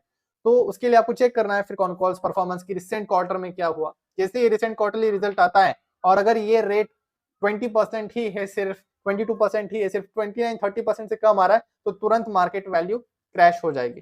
तो that is how you can calculate. ऐसे आप नंबर्स के साथ खेल के देख सकते हो कि किस तरीके से एजम्पशंस प्ले आउट करते हैं। अभी रिवर्स डीसीएफ पे जंप करते हैं। तो यहाँ पर डीसीएफ हो गया, रिवर्स डीसीएफ क्या है, रिवर्स कर रहा है डीसीएफ को। बहुत ही आसान है और ये सबसे ज्यादा यूज करते हैं एक्चुअली एनालिस्ट्स भी, और आपको भी ये ज्यादा यूज करना चाहिए क्योंकि रिवर्स डीसीएफ का काम क्या है ना, हम यहाँ पर जिसकी नाम बोल रहा है कि एग्जैक्टली हम रिवर्स गेम खेल रहे हैं। डीसीएफ में क्या कर रहे थे, डिस्काउंट कर रहे थे प्रोजेक्टेड फ्यूचर कैश फ्लोज को। ये मेरे फ्यूचर कैश फ्लोज है, राइट, फ्यूचर के कैश फ्लोज को हम प्रोजेक्ट करते थे। इसका मतलब क्या था कि हम बिजनेस को एनालाइज करेंगे, सब कुछ करेंगे, रेवेन्यू को फोरकास्ट करेंगे कि किस रेट से रेवेन्यू ग्रो होगा, फिर उसके बाद रेवेन्यू ग्रो होगा, फिर मार्जिन्स क्या रहेंगे, सारा कुछ हमें यहाँ पर प्रोजेक्ट करना पड़ता है। तब जाके हमें फ्री कैश फ्लो मिलता है सीएफओ माइनस कैपेक्स करने के बाद।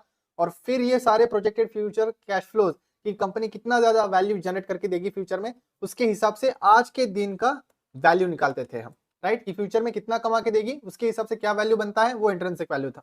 तो हम ये कैलकुलेट करने की कोशिश करते थे, वैल्यू एक स्पेसिफिक नंबर कैलकुलेट करने की कोशिश कर रहे थे डीसीएफ में। रिवर्स डीसीएफ बोलता है कि नहीं, मुझे ये वैल्यू नहीं कैलकुलेट करना क्योंकि ये कैलकुलेट करना with accuracy is next to impossible. किसी को नहीं पता कि ग्रोथ रेट क्या रहेगा, मार्जिन क्या रहेंगे, फ्यूचर में कुछ भी हो सकता है, राइट।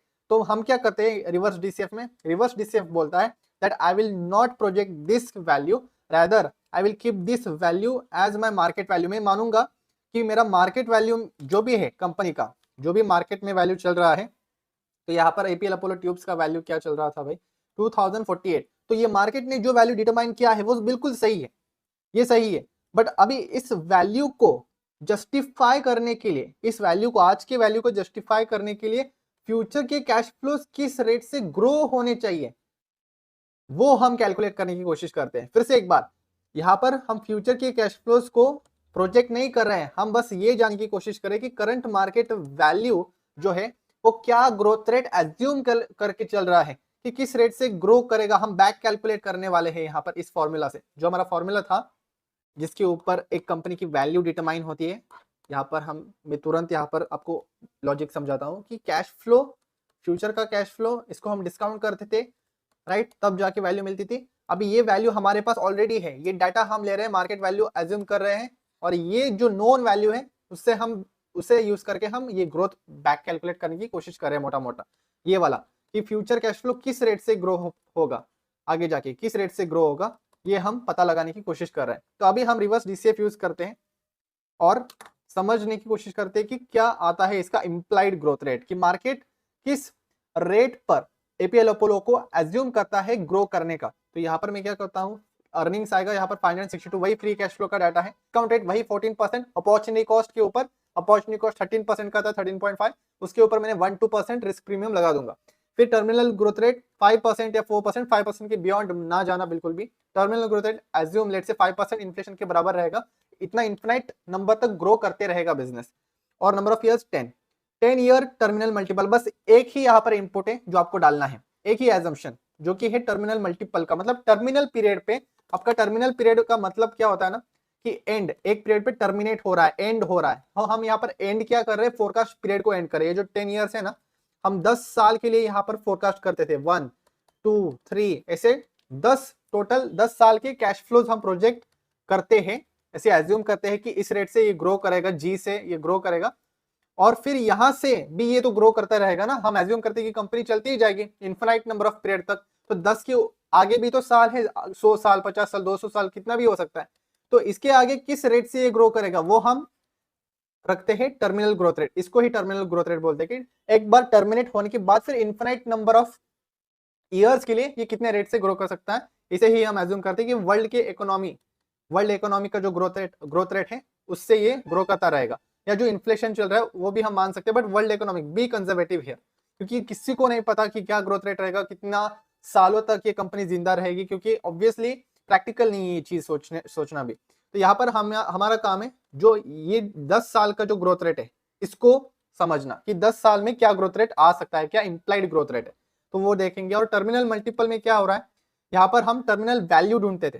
टर्मिनल वैल्यू ढूंढने का फॉर्मूला बहुत ही सिंपल होता है, जैसे कि अगर आपको लेट से 100 रुपीज फिक्स चाहिए, आपको 100 रुपीज, या लेट से आपको एक साल में 12 लाख रुपए चाहिए, राइट, एक साल में आपको 12 लाख रुपए फिक्स चाहिए, और 8% का वो रेट ऑफ रिटर्न है एफडी का, जो आपको ये फिक्स रिटर्न देगा कैश फ्लो। हर साल आपको 12 रुपए चाहिए, रेट चल रहा है 8%, तो 12 लैक्स डिवाइडेड बाय 8% आप जब करोगे तो आपके सामने टर्मिनल वैल्यू आएगा। ये वो वैल्यू है जो आपको पे करनी पड़ेगी। कितना आ रहा है देखते हैं, 12 लैक्स डिवाइडेड बाय 0.08 आप जब करोगे तो 150 लैक्स आ रहा है, मतलब 1.50 करोड़, मतलब इतना वैल्यू अगर आप पे करोगे तब जाके आपको फिक्स्ड 12 लाख का कैश फ्लो आता रहेगा। तो ये टर्मिनल वैल्यू है, राइट, ये एन्युइटी का फॉर्मूला होता है बेसिकली।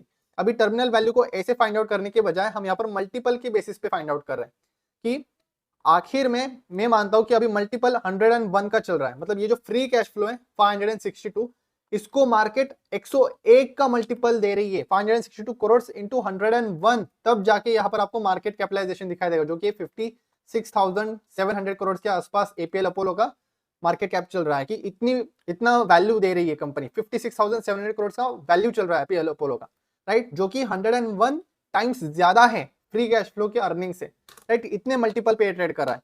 बट टर्मिनल मल्टीपल हम क्या रखेंगे, 74 नहीं, मैं यहाँ पर एज्यूम करूंगा कि this multiple over here would be for just simplicity sake that it would be 30, right, 30 का यहाँ पर price to free cash flow रहेगा। यहाँ पर price to free cash flow की बात हो रही है, क्योंकि अर्निंग्स में हमने फ्री कैश फ्लो को लिया है। मैं मल्टीपल्स पे आऊंगा, जस्ट आप अभी ओवरव्यू समझ लो कि price to free cash flow ले रहे हैं हम, कि फ्री कैश फ्लो की कितना गुना इससे प्रीमियम मिलेगा, 30 गुना मिलेगा प्रीमियम, कि 10 साल के बाद भी लोग इसे 30 टाइम्स पे वैल्यू करेंगे। अगर कंपनी फ्री कैश फ्लो 1 रुपए का भी जनरेट करती है तो 30 टाइम्स लोग देने के लिए तैयार रहेंगे। अभी 101 टाइम्स दे रहे हैं अभी करंट मार्केट वैल्यू के हिसाब से, बट फ्यूचर में 10 साल के बाद 30 टाइम्स देंगे, राइट, इसका तो वो है फ्यूचर कैश फ्लो का 30 टाइम्स इसको मिलेगा। अभी कैलकुलेट करेंगे जिससे हमें इंप्लाइड ग्रोथ रेट समझ में आ जाएगा। So let's just calculate this, यहाँ पर 30 करता हूं मैं तुरंत, एंड 14% का डिस्काउंट रेट है, एंड जस्ट कैलकुलेट इट। तो कंपनी को यहाँ पर 25.80% से ग्रो करना पड़ेगा according to this terminal multiple assumption and ये डिस्काउंट रेट का एजम्पशन, राइट, तो इस रेट से ग्रो करना पड़ेगा। तो अभी आपको क्या करना है, ये implied earnings growth rate, implied market के द्वारा इम्प्लाई किया गया ग्रोथ रेट, कि अगर इस रेट से कंपनी अपने फ्री कैश फ्लोज को, अर्निंग्स को ग्रो कर पाती है फ्यूचर में for the next 10 years, and terminal multiple भी ये अगर मिलता है कंपनी को, तो तब जाके यहाँ पर ये वैल्यू मिलेगी। तो और अगर कंपनी 25.80% से ग्रो नहीं कर पाती है तो कंपनी का वैल्यू, मतलब ये जो मार्केट वैल्यू है वो महंगा है, इट इज नॉट जस्टिफाइड। ये 2048 रुपीज का जो वैल्यू चल रहा है वो जस्टिफाइड नहीं है। अगर ये वैल्यू होना है कंपनी का, तो उसके लिए कंपनी को कितने रेट से ग्रो करना पड़ेगा, 25% से। क्या कंपनी अभी पास्ट में ग्रो कर पाई है 25% से, पास्ट में 20 to 23% से ग्रो कर पाई है, और अर्निंग्स भी यहाँ पर 28% से ग्रो हुआ है। मतलब हिस्ट्री को देखा जाए तो दिखता है कि हाँ कंपनी में पोटेंशियल है, क्योंकि हिस्ट्री में इतना क्या है, बट हिस्ट्री में क्या है मतलब फ्यूचर में भी करेगी क्या, वी डोंट नो। कंसेंसस क्या बोलता है, अगर हम एआई को भी पूछें, मानस को यहाँ पर जाके पूछे कि कंसेंसस एनालिस्ट का एस्टिमेट क्या है कि अपोलो कितने रेट से ग्रो कर सकती है इन द नेक्स्ट 3-4 ईयर्स, तो भी वो ग्रोथ रेट आपको 20% 15% का आएगा ब्रोकरेज रिपोर्ट्स के हिसाब से। तो यहाँ पर इसलिए हमें कंजर्वेटिव रहना होता है, और हमें इस इम्प्लाइड अर्निंग्स ग्रोथ को next quarterly, next yearly growth, अभी फाइनेंशियल 26 खत्म होगा तो फाइनेंशियल 26 का ग्रोथ रेट अगर बाय चांस 25% से कम आया, 20% आया, तो तुरंत ये जो मार्केट वैल्यू है वो ये नीचे गिर जाएगा। अगर ग्रोथ रेट 30-35% 40% से वापस आने लगा, कंपनी ने पिवोट किया किसी एडजेसेंट सेगमेंट में, हाई रीइन्वेस्टमेंट, हाई रेट पर रीइन्वेस्ट कर रही है कंपनी, अच्छा खासा यहाँ पर इंडस्ट्री ओवरऑल ग्रो कर रहा है, 30% से ग्रो कर रहा है कंपनी, तो ये मार्केट वैल्यू और ऊपर जाएगी। That's it. तो मैं ना अपना रिवर्स डीसीएफ मॉडल यूज करता हूँ। मैंने यहाँ पर सिंपल एक रिवर्स डीसीएफ मॉडल क्रिएट किया हुआ है। ये कॉम्प्लिकेटेड लगेगा बट वही सिंपल चीज है, हम क्या करने की कोशिश करें बस उस पर ध्यान दीजिए। कैलकुलेशन इंपॉर्टेंट नहीं है, लॉजिक समझना है सिर्फ, कि रिवर्स डीसीएफ में यहाँ पर मैं बैक कैलकुलेट कर रहा हूँ अपना इम्प्लाइड ग्रोथ को। तो जैसे कि उस एपीएल अपोलो का कितना आ रहा था 25% का, मतलब उस रेट से अगर ये ग्रो करेगा तब जाके करंट मार्केट प्राइस जस्टिफाइड है। ये डाटा अभी मैंने एपीएल अपोलो हॉस्पिटल, एपीएल बोल रहा हूँ, अपोलो हॉस्पिटल्स जो कंपनी है market leader again hospital segment में, उसके लिए मैं ये रिवर्स डीसीएफ कंडक्ट कर रहा हूं। मैं जानना चाहता हूं कि इम्प्लाइड ग्रोथ अपोलो हॉस्पिटल्स का कितना आता है, मतलब किस रेट से ग्रो करना पड़ेगा करंट मार्केट प्राइस को, करंट मार्केट कैपिटलाइजेशन को जस्टिफाई करने के लिए। तो यहाँ पर हम देखते हैं वो करके, बहुत ही सिंपल है। इम्प्लाइड ग्रोथ रेट अभी यहाँ पर मैंने जस्ट 15% से कुछ भी डाल दिया है, करंट रेवेन्यू डाला है मैंने, यहाँ पर ये ऑटोमेटिकली कैलकुलेट हो जाएगा, फॉर्मूला ऑलरेडी बैठा है। मैं ये चाहे तो आपको शेयर कर देता हूँ डिस्क्रिप्शन में, और इसके ऊपर एक सेपरेट वीडियो भी बनाऊंगा अगर और डिटेल में क्लैरिटी चाहिए तो यहाँ पर मैं क्या करूंगा, अभी एफसीएफएफ मार्जिन, फ्री कैश फ्लो के ऊपर आना है सीधे। तो रेवेन्यू कितने कमाएगी कंपनी, वो हमें जानना है, बैक कैलकुलेट करना है। एफसीएफएफ मार्जिन मैंने कहां से निकाला, सिंपल ब्रोकरेज रिपोर्ट से। जो भी है हम एनालाइज तो करेंगे, बट उसके साथ मैंने यहाँ पर brokerage reports, equity research reports को यहाँ पर जैसे मैंने सर्च किया, तो इक्विटी रिसर्च रिपोर्ट्स के लिए ना ये बढ़िया रिसोर्स है, आप यहाँ पर जरूर देखना इन रिसोर्सेस को। यहाँ पर मैंने लिखा भी है कि इक्विटी रिसर्च रिपोर्ट्स के लिए टेलीग्राम चैनल पर आप यहाँ पर इन दो चीजों को फॉलो कर लीजिए। इक्विटी इनसाइट्स पर इनिशिएटिंग कवरेज रिपोर्ट आते रहते हैं। इनिशिएटिंग मतलब fresh research report, completely detailed analysis होते हैं। सेक्टोरियल रिपोर्ट्स भी होते हैं कि उस सेक्टर में कितने सारे प्लेयर्स हैं, क्या उनका वैल्यूएशन होना चाहिए, कि क्यों होना चाहिए, पूरी थीसिस लिखी हुई होती है। तो ऐसे रिपोर्ट्स पढ़ने चाहिए, एआई की मदद से समझना, and this is very possible, तो ये करना जरूर। इन दो चैनल पर, इन दो पेजेस पर आपको इक्विटी रिसर्च रिपोर्ट्स फ्री में मिल जाते हैं बहुत सारे, और ट्रेंड लाइन एक सोर्स है जहां पर आपको इक्विटी रिसर्च रिपोर्ट्स फ्री में मिल जाते हैं। तो ट्रेंड लाइन पर तो मैं भी दिखा सकता हूँ आपको, यहाँ पर बहुत ही आसान है। यहाँ पर जाइए ट्रेंड लाइन पे सिंपली, एंड ट्रेंड लाइन पे जैसे ही जाओगे तो ये रिपोर्ट्स हैं, राइट। तो मैंने ये सारे रिपोर्ट्स लिए, मैंने पढ़े खुद भी, और अगर आपको काम को और आसान करना है, वैसे करना नहीं चाहिए बट सिर्फ दिखाने के लिए मैं आपको बता रहा हूँ कि अगर आपको रफ वे में समझना है चीजों को, जल्दी वैल्यूएशन करना है, राइट, दूसरे काम के लिए, तो अपोलो हॉस्पिटल्स का आप सिंपली कंसेंसस पूछो कि एफसीएफएफ मार्जिन प्रोजेक्टेड क्या है, क्या एफसीएफएफ मार्जिन हो सकता है। मैंने यहाँ पर अभी एआई को पूछा, तो यहाँ पर चैट जीपीटी पर मैंने सिंपली एक प्रॉम्प्ट डाला, that tell me the consensus FCFF margin वगैरह जो क्या हो सकता है, और एक्सपेक्टेड ग्रोथ रेट क्या हो सकता है। तो इसने सभी ब्रोकरेज रिपोर्ट्स को एनालाइज करके बताया कि 8.21%, 9.69% ये मार्केट लीडर्स का एफसीएफएफ मार्जिन इतना है, इतना हो सकता है। तो मैंने क्या किया, सिंपली उसी का एवरेज लेके यहाँ पर चिपका दिया, एफसीएफएफ मार्जिन 9% हो सकता है। So this is how you can do it, right. खुद की एनालिसिस करके, अभी मैंने पास्ट डाटा भी लिया था और उसके हिसाब से एफसीएफएफ मार्जिन भी कुछ 10% के आसपास आ रहा था, राइट। तो वैसे आप पास डाटा भी लेके कर सकते हो कि एफसीएफएफ का मार्जिन कितना रहा है। बाय द वे एफसीएफएफ मार्जिन में आपको कंफ्यूजन नहीं होना चाहिए।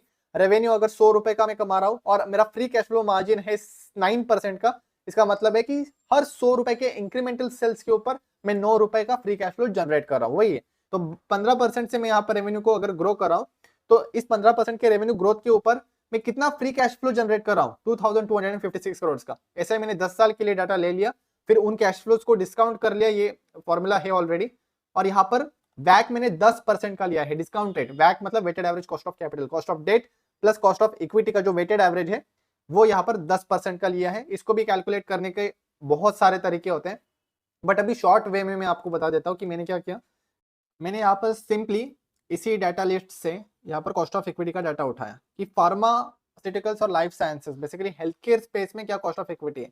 तो ओवरऑल हेल्थ केयर स्पेस में ग्रैंड थॉर्टन रिपोर्ट के हिसाब से 10.6% का यहाँ पर कॉस्ट ऑफ इक्विटी चल रहा है। 10-11% का मैं डिस्काउंटेड लेके ही चलता हूँ हमेशा। तो हॉस्पिटल क्योंकि लेस रिस्की होते हैं, सेक्युलर है, सिक्लिकल नहीं है, राइट। तो शुरुआत में हमने डिस्कस किया था जिसका रिस्क कम होता है उसका डिस्काउंट रेट ऑब्वियसली कम रहेगा, राइट। क्योंकि रिस्क कम है तो रिवॉर्ड भी कम है, आपकी रिटर्न एक्सपेक्टेशंस कम होने चाहिए जहां पर रिस्क कम है। तो यहाँ पर हम हेल्थ केयर के लिए मैंने यहाँ पर क्या किया, 10.6% का यहाँ पर कॉस्ट ऑफ इक्विटी है। फिर कॉस्ट ऑफ डेट भी हमें लेना पड़ता है weighted average cost of capital में। बहुत यहाँ पर सिंपल चीज है ये। आपको यहाँ पर क्या करना है ना, आपको फिर से आ जाना है screener.in पर। और अपोलो हॉस्पिटल्स का अभी हॉस्पिटल बिजनेस है तो यहाँ पर डेट लेके काम बहुत होता है। तो 0.88, तो डेट जब भी आ रहा है ना तो आपको यहाँ पर वैक पर ज्यादा फोकस करना है। और वैक बहुत ही सिंपल होता है चीज कि अभी डेट का वेट कितना है, डेट का वेट कितना है और इक्विटी का वेट कितना है कैपिटल में, बस वो ही जानना है। तो डेट यहाँ पर आएगा 0.88 डिवाइडेड बाय 1.88 जब आप करोगे तो आपके पास शायद 46% का वेट आएगा और 54% का इक्विटी का वेट आएगा, राइट। इक्विटी का खुद का कैपिटल 54% है, डेट का कैपिटल 46% है। बट इसका कॉस्ट कितना है, कॉस्ट ऑफ डेट कितना होता है। तो कॉस्ट ऑफ डेट के लिए भी एक लिस्ट है मेरे पास। कॉस्ट ऑफ डेट तो मैंने डिस्कस किया है ऑलरेडी आपके शायद, बट फिर से एक बार मैं आपको एक लिस्ट दिखा देता हूँ।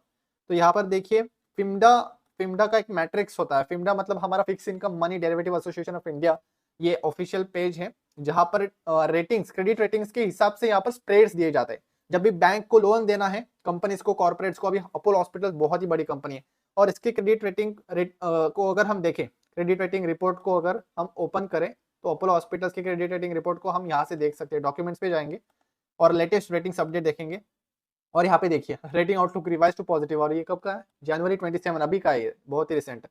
तो लॉन्ग टर्म रेटिंग चेक करो, क्राइसिल AA+ दिया गया है क्रेडिट रेटिंग, बहुत ही अच्छा है। AAA फर्स्ट पे आता है, फिर उसके बाद हमारे पास AA आता है, तो AA सेकंड हाईएस्ट पे चल रहा है ये। और AA+ जिन जिन के बॉन्ड्स को, जिन जिन के डेट इंस्ट्रूमेंट्स को AA+ का क्रेडिट रेटिंग दिया गया है उनका रेंज एक सेपरेट होता है। उनका रेंज कैसे कैलकुलेट करना है कॉस्ट ऑफ डेट के लिए कि 6.65% जो भी हमारा 10 ईयर गवर्नमेंट बॉन्ड यील्ड चल रहा है, जैसे कि हमने investing.com पे देखा था अभी रिसेंटली, वो 6.67% पे चल रहा था। इसके ऊपर आपको वही रिस्क प्रीमियम मतलब स्प्रेड ऐड कर देना। कितना ऐड करना है यहाँ पर लिस्ट भी दिया है। AA+ के लिए यहाँ पर ये 1% to 1.15% यहाँ पर स्प्रेड ऐड करते हैं। मैं कंजर्वेटिव रहूंगा तो यहाँ पर मैं एडिशनल 1.15% ऐड कर दूंगा, राइट। हिस्टोरिकल वे पर भी कॉस्ट ऑफ डेट कैलकुलेट कर सकते हैं। ऐसा कैलकुलेट करना मैं प्रीफर करता हूं क्योंकि this is the actual way to calculate. तो 6.67 प्लस 1.15 अगर आप कैलकुलेट करोगे तो 7.82 के आसपास आ रहा है। मैं 8% का ही कॉस्ट ऑफ डेट लेकिन चलूंगा। यहाँ पर MCLR भी हमारे 8% के आसपास ही चल रहा है, तो उसी रेट पे लोन दिए जाते हैं मोस्टली। तो 46% का वेट है और 8% का यहाँ पर ये चल रहा है, राइट। और क्योंकि डेट हमारा टैक्स डिडक्टिबल होता है, डेट लेना तो इंटरेस्ट हमें देना पड़ता है और इंटरेस्ट एक एक्सपेंस है जिसके मदद से हम हमारे टैक्सेबल इनकम को कम कर सकते हैं। इनकम कम दिखा के टैक्स भी कम होगा हमारा, राइट। नहीं तो टैक्स रेट ज्यादा देना पड़ता, अगर हम डेट नहीं उठाते तो ज्यादा प्रॉफिट होता और ज्यादा प्रॉफिट पे ज्यादा टैक्स देना पड़ता। बट यहाँ पे प्रॉफिट कम होगा हमारा इंटरेस्ट पे करने के बाद, तो टैक्स भी कम देना पड़ रहा है। इसीलिए कॉस्ट ऑफ डेट को हम हमेशा टैक्स रेट जितना भी है, जितना चल रहा है मार्जिनल टैक्स रेट इंडिया में 0.25%, 30%, उससे मैं माइनस करूंगा। तो यहाँ पर आपको ऐसे ही करना है। 8% को आप मल्टीप्लाई कर दो 0.75 के साथ, जो कि 1 - 0.25 है। तो 8 × 0.75 आप जैसे ही करोगे तो 6% के आसपास आ रहा है और इसको आपको उस कंपनी के डेट के वेट से मल्टीप्लाई करना है जो कि है 46%। तो आपके पास यहाँ पर 2.76 के आसपास ही आ रहा है। हो सकता है मेरा कैलकुलेशन रॉन्ग हो, बट आपको यहाँ पर समझना है कि हम क्या कर रहे हैं कि डेट का वेट ले रहे हैं, कॉस्ट ऑफ डेट ले रहे हैं और उसको पोस्ट टैक्स कर रहे हैं, टैक्स डिडक्टेबल के बेनिफिट को रियलाइज कर रहे हैं। और यहाँ पर अगर ये 3% आ रहा है मेरा कॉस्ट ऑफ डेट, और कॉस्ट ऑफ इक्विटी कितना था हेल्थ केयर का, अभी देखा हमने रिपोर्ट में 10.7% के आसपास था। मैं 11% लूंगा, फिर भी ज्यादा स्प्रेड लूंगा मैं यहाँ पर। और यहाँ पे 54% का यहाँ पर वेट है ना इक्विटी का, तो ये भी हमें लेना पड़ेगा। तो 54% ऑफ 11 जब हम करेंगे तो 5.94 + 3, तो हमारा वैग जो निकल के आ रहा है वो टोटल 0.5% के आसपास आ रहा है, राइट। तो मैंने इसीलिए यहाँ पर वैक जो लिया है अपने मॉडल में भी वो लगभग उसी के आसपास लिया है, 10% का लिया है मैंने। तो weighted average cost of capital over here हो गया, टर्मिनल ग्रोथ रेट 4% ही है। तो इस हिसाब से जब मैं कैलकुलेट करता हूँ तो यहाँ पर मेरे पास जो इम्प्लाइड ग्रोथ निकल के आती है, यहाँ पर इंट्रिंसिक शेयर प्राइस आएगा, तो इसको मुझे इक्वल करना है करंट मार्केट प्राइस। तो जो भी अपोलो हॉस्पिटल्स का करंट मार्केट प्राइस चल रहा है, जो कि क्या है अभी अभी करंट मार्केट प्राइस के इक्वल कराना है हमें इंट्रिंसिक वैल्यू को, जिससे हमें समझ में आएगा कि इम्प्लाइड ग्रोथ क्या है। तो 6958 का चल रहा है यहाँ पर, तो आई विल जस्ट इक्वेट इट। तो इसको इक्वेट करने के लिए इंट्रिंसिक शेयर प्राइस 6000 बोल रहा है, 6960 का मार्केट वैल्यू चल रहा है, थोड़ा प्रीमियम पे है। तो इसको मैं क्या करूंगा, I will go to the data, I will go to this what if analysis goal seek, and यहाँ पर इस सेल को मुझे अपना 6960 के बराबर करना है। तो 6960 जैसे ही करूंगा मैं बाय चेंजिंग विच सेल, तो बाय चेंजिंग दिस सेल, तो मुझे समझ में आएगा कि 17% का मार्केट यहाँ पर इंप्लाइड ग्रोथ एज्यूम कर रहा है भाई। और इसी का शॉर्टकट मेथड या एग्जिट मल्टीपल मेथड ऐसे ही वर्क करता है, वो और ज्यादा आसान है, उस पर आते हैं। तो एग्जिट मल्टीपल मेथड में हम क्या कर रहे हैं ना, वही सेम चीज कर रहे हैं, बट यहाँ पर कोई कॉम्प्लिकेशन या कोई एजम्पशंस नहीं, उतना ज्यादा एजम्पशंस नहीं लेते हम जितना रिवर्स डीसीएफ या डीसीएफ में ले रहे हैं। अभी हम क्या करेंगे कि कोई कंपनी है लेट्स से, जिसका अभी मार्केट कैप, अभी एक कंपनी है यहाँ पर फर्मेंटा बायोटेक। अभी इस कंपनी को मैंने क्यों चुना वो भी मैं आपको बताऊंगा थोड़ी देर में। अभी इस कंपनी का मार्केट कैपिटलाइजेशन, जो मार्केट ने वैल्यू इसका डिटरमाइन किया है, वो है 950 करोड़ का। तो मार्केट के शेयर्स का वैल्यू कितना है, 950 करोड़ का मार्केट कैपिटलाइजेशन। साइज इतनी है, छोटी कंपनी है बहुत, राइट। अभी इस एग्जिट मल्टीपल मेथड में आपको बस मल्टीपल डिटरमाइन करना है। मतलब अभी करंटली ये जो है कंपनी फर्मेंटा बायोटेक लिमिटेड, वो 952 करोड़ पर चल रही है। मुझे लगता है कि इस कंपनी का अगर मार्केट कैपिटलाइजेशन में पहले ही डिसाइड करूंगा कि अगर कंपनी को डबल होना है यहाँ से, मुझे चाहिए कि कोई भी कंपनी को, अगर छोटी कंपनी है तो वो डबल हो सकती है इजीली, राइट। तो मैं small cap and micro cap investor हूँ, तो I actually prefer this method only for doing the valuation for such companies. तो यहाँ पर जिस भी कंपनी को आप ले रहे हो, आप जस्ट समझ लीजिए कि उसको अगर डबल होना है यहाँ से, तो कितना earnings growth is required for that. मतलब 1000 करोड़ की कंपनी है, 2000 करोड़ की होनी है तो ठीक है, अगर होनी है तो उसके लिए अर्निंग्स कितना रेट से ग्रो करना पड़ेगा। सेम रिवर्स डीसीएफ जैसा ही लॉजिक है, बट कैलकुलेशन बहुत ही आसान है। इस पे हम पी का मदद लेते हैं। और अभी इस कंपनी का पी कितना चल रहा है, कितना टाइम्स अर्निंग्स पे वैल्यू कर रहे हैं इस कंपनी को, 8.47 टाइम्स पे वैल्यू कर रहे हैं इस कंपनी को, 8 टाइम्स पे वैल्यू कर रहे हैं, राइट। तो 950 करोड़ का ये है। तो अर्निंग्स अभी कितना चल रहा है, बिना अर्निंग्स को देखे भी आप कैलकुलेट कर सकते हो, क्योंकि पी का फॉर्मूला क्या होता है, ये पी का फॉर्मूला वगैरह इसका लॉजिक पे आऊंगा मैं बाद में, बट पी आपको पता ही होगा, मैं एज्यूम कर रहा हूँ। तो यहाँ पे पी में आपका पी इज ऑलवेज क्या, कि कितना टाइम्स मेरा मार्केट कैप है over the earnings. Market value market cap को divided by number of shares जब आप करोगे, number of equity shares 2.94 crore के शेयर से टोटल, तो मार्केट कैप को जैसे आप डिवाइड करोगे 2.94 करोड़ से, तो हर एक शेयर की कीमत निकल के आएगी, जो कि 322, राइट। ये बहुत बेसिक चीज है, मैं बताऊंगा नहीं इतना डिटेल में अभी। तो मार्केट कैप ओवर इसका अर्निंग्स, यही होता है पी का फॉर्मूला। अभी मैं क्या करूंगा, 949 करोड़ का मार्केट कैप चल रहा है, इसको डबल होना है मुझे। मेरा एक्सपेक्टेड मार्केट कैपिटलाइजेशन है अभी 2000 करोड़ को। तो अभी कंपनी को अगर 2000 करोड़ तक पहुंचना है, तो उसके लिए कितना अर्निंग्स, फ्यूचर अर्निंग्स रिक्वायर्ड है, फ्यूचर का कितना अर्निंग्स रिक्वायर्ड है, और क्या वो अचीव हो सकता है क्या। तो उसके बेसिस पे मैं बाय या सेल का डिसीजन लूंगा, सेल नहीं, बाय करना है या नहीं करना है उसका डिसीजन लूंगा।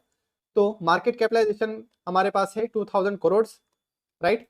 पी अभी पी चल रहा है 8.47 टाइम्स, और 3 साल का मेरा इन्वेस्टिंग होराइजन है, लेट्स से, राइट। 3 साल का इन्वेस्टिंग होराइजन है मेरा यहाँ पर, और मैं एक्सपेक्ट करता हूँ कि पी जो है ये रीरेट करेगा, इसकी वैल्यूएशन जो है वो अच्छी होगी। क्यों, क्योंकि पी का वैल्यूएशन, किसी भी चीज की वैल्यू कब ऊपर जाएगी, 3 बकेट्स होते हैं। एक तो कैश फ्लोज, उसका ग्रोथ अगर इंप्रूव हो सकता है, या उसका रिस्क कम हो सकता है। तो इस कंपनी में ग्रोथ भी आ रही है, कैश फ्लोज इंप्रूव हो रहे हैं, और रिस्क भी कम हो रहा है। ये मुझे कैसे पता, पढ़ के। क्रेडिट रेटिंग अपग्रेड हुआ है अभी, तो क्रेडिट रेटिंग जैसी अपग्रेड होती है तो कंपनी को कॉस्ट ऑफ कैपिटल कम हो जाता है। तो क्रेडिट रेटिंग अपग्रेड मतलब रिस्क कम हो रहा है कंपनी में, इसलिए क्रेडिट रेटिंग को अपग्रेड किया जा रहा है। तो ये एक पॉजिटिव फैक्टर है। ग्रोथ अपॉर्चुनिटी बहुत अच्छे से आ रही है, क्योंकि ये वो कंपनी है, ऐसी ग्लोबली एकलौती कंपनी है जिसके पास plant derived vitamin D3 product है, राइट। तो बहुत ही यूनिक कंपनी है एंड कैश फ्लो भी अच्छा खासा जनरेट करती है ये कंपनी, अगर आप फ्री कैश फ्लो देखो तो अभी शॉर्ट में हम समझते हैं एग्जिट पी मल्टीपल में हम क्या कर रहे हैं। 2000 करोड़ तक ये पहुंच सकती है कंपनी, और फ्यूचर में इसका पी री रेट होके ये 8 का पी जाके मुझे लगता है 15 का हो सकता है। और ये 15 मैंने क्यों डिसाइड किया, ये ऐसे ही नहीं डिसाइड किया। अभी यहाँ पर मैं नीचे आऊंगा, जैसे मैं नीचे आऊंगा तो पी का चार्ट दिखाई दे रहा है आपको। तो यहाँ पर देखना है कि मीडियन पी क्या है कंपनी का मैक्स करके, अभी तक मैक्सिमम लेवल। तो यहाँ पर अर्निंग्स डिस्टॉर्शन के कारण ये पी आपको इस तरीके से दिखाई दे रहा है, बट मीडियन पी कितना है 15 है। तो मैं एज्यूम करता हूँ कि कंपनी का अभी जो 8 टाइम से जब जब पी 5 6 8 का था, फिर से ये ऊपर गया 40 तक, फिर से ये नीचे आया, फिर से ऊपर गया, फिर से नीचे आया, फिर से ऊपर गया, तो मैं एज्यूम करता हूँ कि ये कंपनी 15 तक चली जाएगी। इसका रीरेट होगा 3 सालों में या 2 सालों में। तो 3 साल हम यहाँ पर रखते हैं एजम्पशन। तो 2000 करोड़ फिर से वापस आते हैं कैलकुलेशन पे। 2000 करोड़ का मार्केट कैपिटलाइजेशन होगा कंपनी का, और अर्निंग्स कितनी होगी वो हम एक्स रखेंगे, राइट। और पी कितना मिलेगा फ्यूचर में, ये सारे फ्यूचर के expected market cap divided by expected earnings जो कि एक्स है, और पी है एक्सपेक्टेड 15। तो अभी क्या करना है, एक्स को फाइंड आउट करना है। तो एक्स को यहाँ पर ला दो जो कि अर्निंग्स है, और 2000 डिवाइडेड बाय 15 आप करोगे तो आपके पास एक्सपेक्टेड अर्निंग्स आ जाएगा। मतलब इतना अर्निंग्स होना चाहिए 3 साल में, क्योंकि मेरा पीरियड यहाँ पे 3 साल में मान के चल रहा हूँ। तो कितना आता है 2001 डिवाइड बाय 15, 133 के आसपास आएगा आई थिंक। और अभी करंट अर्निंग्स कितना चल रहा है, मतलब 3 सालों में अर्निंग्स 133 करोड़ तक अगर होगी तो यहाँ पर 2000 करोड़ का market capitalization is possible with this P. अगर ये पी होगा तो अर्निंग्स रिक्वायरमेंट कितना है 133 का है। तो करंट अर्निंग्स को इसके साथ कंपेयर करना है और वो ग्रोथ रेट देखना है कि कितना ग्रोथ रेट इज रिक्वायर्ड, उससे हमें समझ में आएगा कि ये अचीवेबल है भी या नहीं। तो चलिए नीचे जाते हैं और देखते हैं कि अभी करंटली ग्रोथ रेट क्या चल रहा है। मैं अगर नीचे आऊंगा और देखूंगा तो करंटली जो ग्रोथ रेट कंपनी का चल रहा है ना वो 580%, 32% अभी तो शुरू हुआ है। इतनी तेजी से ये क्यों ग्रो कर रही है कंपनी, क्योंकि इनका नया अलग प्रोडक्ट है, यूनिक प्रोडक्ट है, और एक तो ये फार्मा इसी डिवीजन में आता है। तो यहाँ पर अभी पी री रेट हो सकता है 15 तक, और अभी करंट अर्निंग्स कितना चल रहा है 111 करोड़ का, और एक्सपेक्टेड अर्निंग्स कितना आया था 133 करोड़ का। ग्रोथ रेट कितना रिक्वायर्ड है 133 डिवाइडेड बाय 111 करोगे तो टोटल ओवरऑल 19% का ग्रोथ होना चाहिए, 20% का ग्रोथ होना चाहिए 3 सालों में। 3 सालों में मतलब हर एक साल का अगर कैगर भी देखे, एवरी ईयर का रिक्वायरमेंट भी देखे कि कितने रेट से ग्रो करना चाहिए कंपनी को, तो 6% से हर साल भी अगर ये ग्रो कर पाई कंपनी तो भी ये चीज अचीव हो जाएगी मार्केट कैपिटलाइजेशन। तो ये कंपनी अभी यहाँ पर इतने तेजी से ग्रो कर रही है, और यहाँ पर मुझे लगता है कि ये कंपनी आसानी से 50% से भी ग्रो कर सकती है in near term, in just 1 और 2 ईयर, डिपेंडिंग अपॉन इनका करंट जो सर्कमस्टेंसेस चल रहे हैं उस हिसाब से। तो सिर्फ इतने कम रेट पे मार्केट इसके इम्प्लाइड ग्रोथ रेट को जज रहा है, मतलब जो भी यहाँ पर मार्केट कैपिटलाइजेशन है 322 करोड़ का, ये इतना अंडर एस्टिमेट कर रहा है इस कंपनी के अर्निंग्स ग्रोथ को। लोगों को लग रहा है कि अर्निंग्स ग्रोथ यहाँ पर सिर्फ और सिर्फ 6% से ही बढ़ सकती है, 3 साल लगेंगे 19% ग्रोथ अचीव करने के लिए। बट एक्चुअल में ये कंपनी अगर 50% से 70% से अगर ग्रोथ रेट दिखाए, जो कि अभी प्रेजेंटेशन में मैनेजमेंट खुद बोल रही है, और अगर वो कर पाती है ना मैनेजमेंट, देन इजीली यहाँ पर ये मार्केट वैल्यू बहुत ज्यादा ऊपर जा सकती है। अगेन जो 2018 का पीरियड था इस कंपनी का, वो उसी तरीके का प्राइस मूवमेंट यहाँ पर देखने को मिल सकता है, क्योंकि 2018 में भी इन्होंने अच्छा प्राइस मूवमेंट दिखाया था यहाँ पर 24, और यहाँ पर this was a great movement. यहाँ पर 57 से लगभग 282 प्राइस पर चला गया, राइट, ऑलमोस्ट 6 टाइम्स मूवमेंट हो गया। तो that is what I am expecting for this company. तो जितने भी ऐसे छोटे कंपनीज होते हैं ना, उसमें सिर्फ यही देखना है कि डबल उसका मार्केट कैपिटलाइजेशन ले लो, एक्सपेक्टेड मार्केट कैप डबल ले लो। अगर 1000 करोड़ की कंपनी 2000 करोड़ का ले लो, और पी देखो कि उसका ओवरऑल मीडियन क्या था, मैक्सिमम हिस्टोरिकली मीडियन क्या था। अगर मीडियन यहाँ पर कंपनी का ज्यादा है देन द करंट पी, अगर करंट एंट्री वैल्यूएशन अगर बहुत सस्ता है ना, कि अभी सेंटिमेंट कंपनी के बारे में खराब है, बट मैनेजमेंट वर्क कर रहा है उसके ऊपर और फ्यूचर अच्छा हो सकता है, तो पी जरूर रीरेट हो सकता है अपने मीडियन लेवल पर। या आप कंजर्वेटिव अप्रोच भी ले सकते हो, थोड़ा ही रीरेटिंग आप देना। तो यहाँ पर मैंने मीडियन तक लिया कि जो भी मीडियन है 18 का, और करंट पी 8 टाइम्स का है, तो 8 से 15 जा सकता है, तो उसी हिसाब से आप भी कर सकते हो। तो ये है एग्जिट पी मल्टीपल मेथड। उसके लिए भी मैंने सिंपल एक एक्सेल मॉडल यहाँ पर बनाया है, बहुत ही सिंपल चीज है, आपको एक्सेल की जरूरत भी नहीं है, आप ऐसे ही काउंट कर सकते हो। अभी हम मार्केट मल्टीपल अप्रोच की बात करते हैं। जो ये मार्केट अप्रोच है ना, market multiple, comparable company analysis, relative valuation multiple, market approach, जो भी कहना है कह लो, नाम अलग अलग है बट कंसेप्ट सेम है, और ये सबसे इंटरेस्टिंग कंसेप्ट है वैल्यूएशन का। Market multiple approach is based on very simple thing, जिसको बोलते हैं law of one price. Law of one price क्या होता है भाई, जो भी सेम चीजें हैं, जो भी हमें कंपेरेबल चीजें लगती हैं, कि कोई भी प्रोडक्ट है, अगर ये कैलकुलेटर है और दूसरे कंपनी का भी कैलकुलेटर है, और सेम कैलकुलेटर होने के होने के बावजूद भी कोई कैलकुलेटर का प्राइस एक कंपनी ने रखा है 1000 रुपीज और किसी ने रखा है 700 रुपीज, सेम ही कैलकुलेटर है, तो ये तो मिस प्राइसिंग हो गया ना। क्वालिटी भी सेम है, प्रोडक्ट भी सेम है, सब कुछ सेम है, उसके फीचर्स भी सेम है, बट फिर भी प्राइस अलग अलग हो सकता है, ब्रांड वैल्यू हो वगैरह, बट क्वालिटी तो प्रोडक्ट की सेम ही है ना।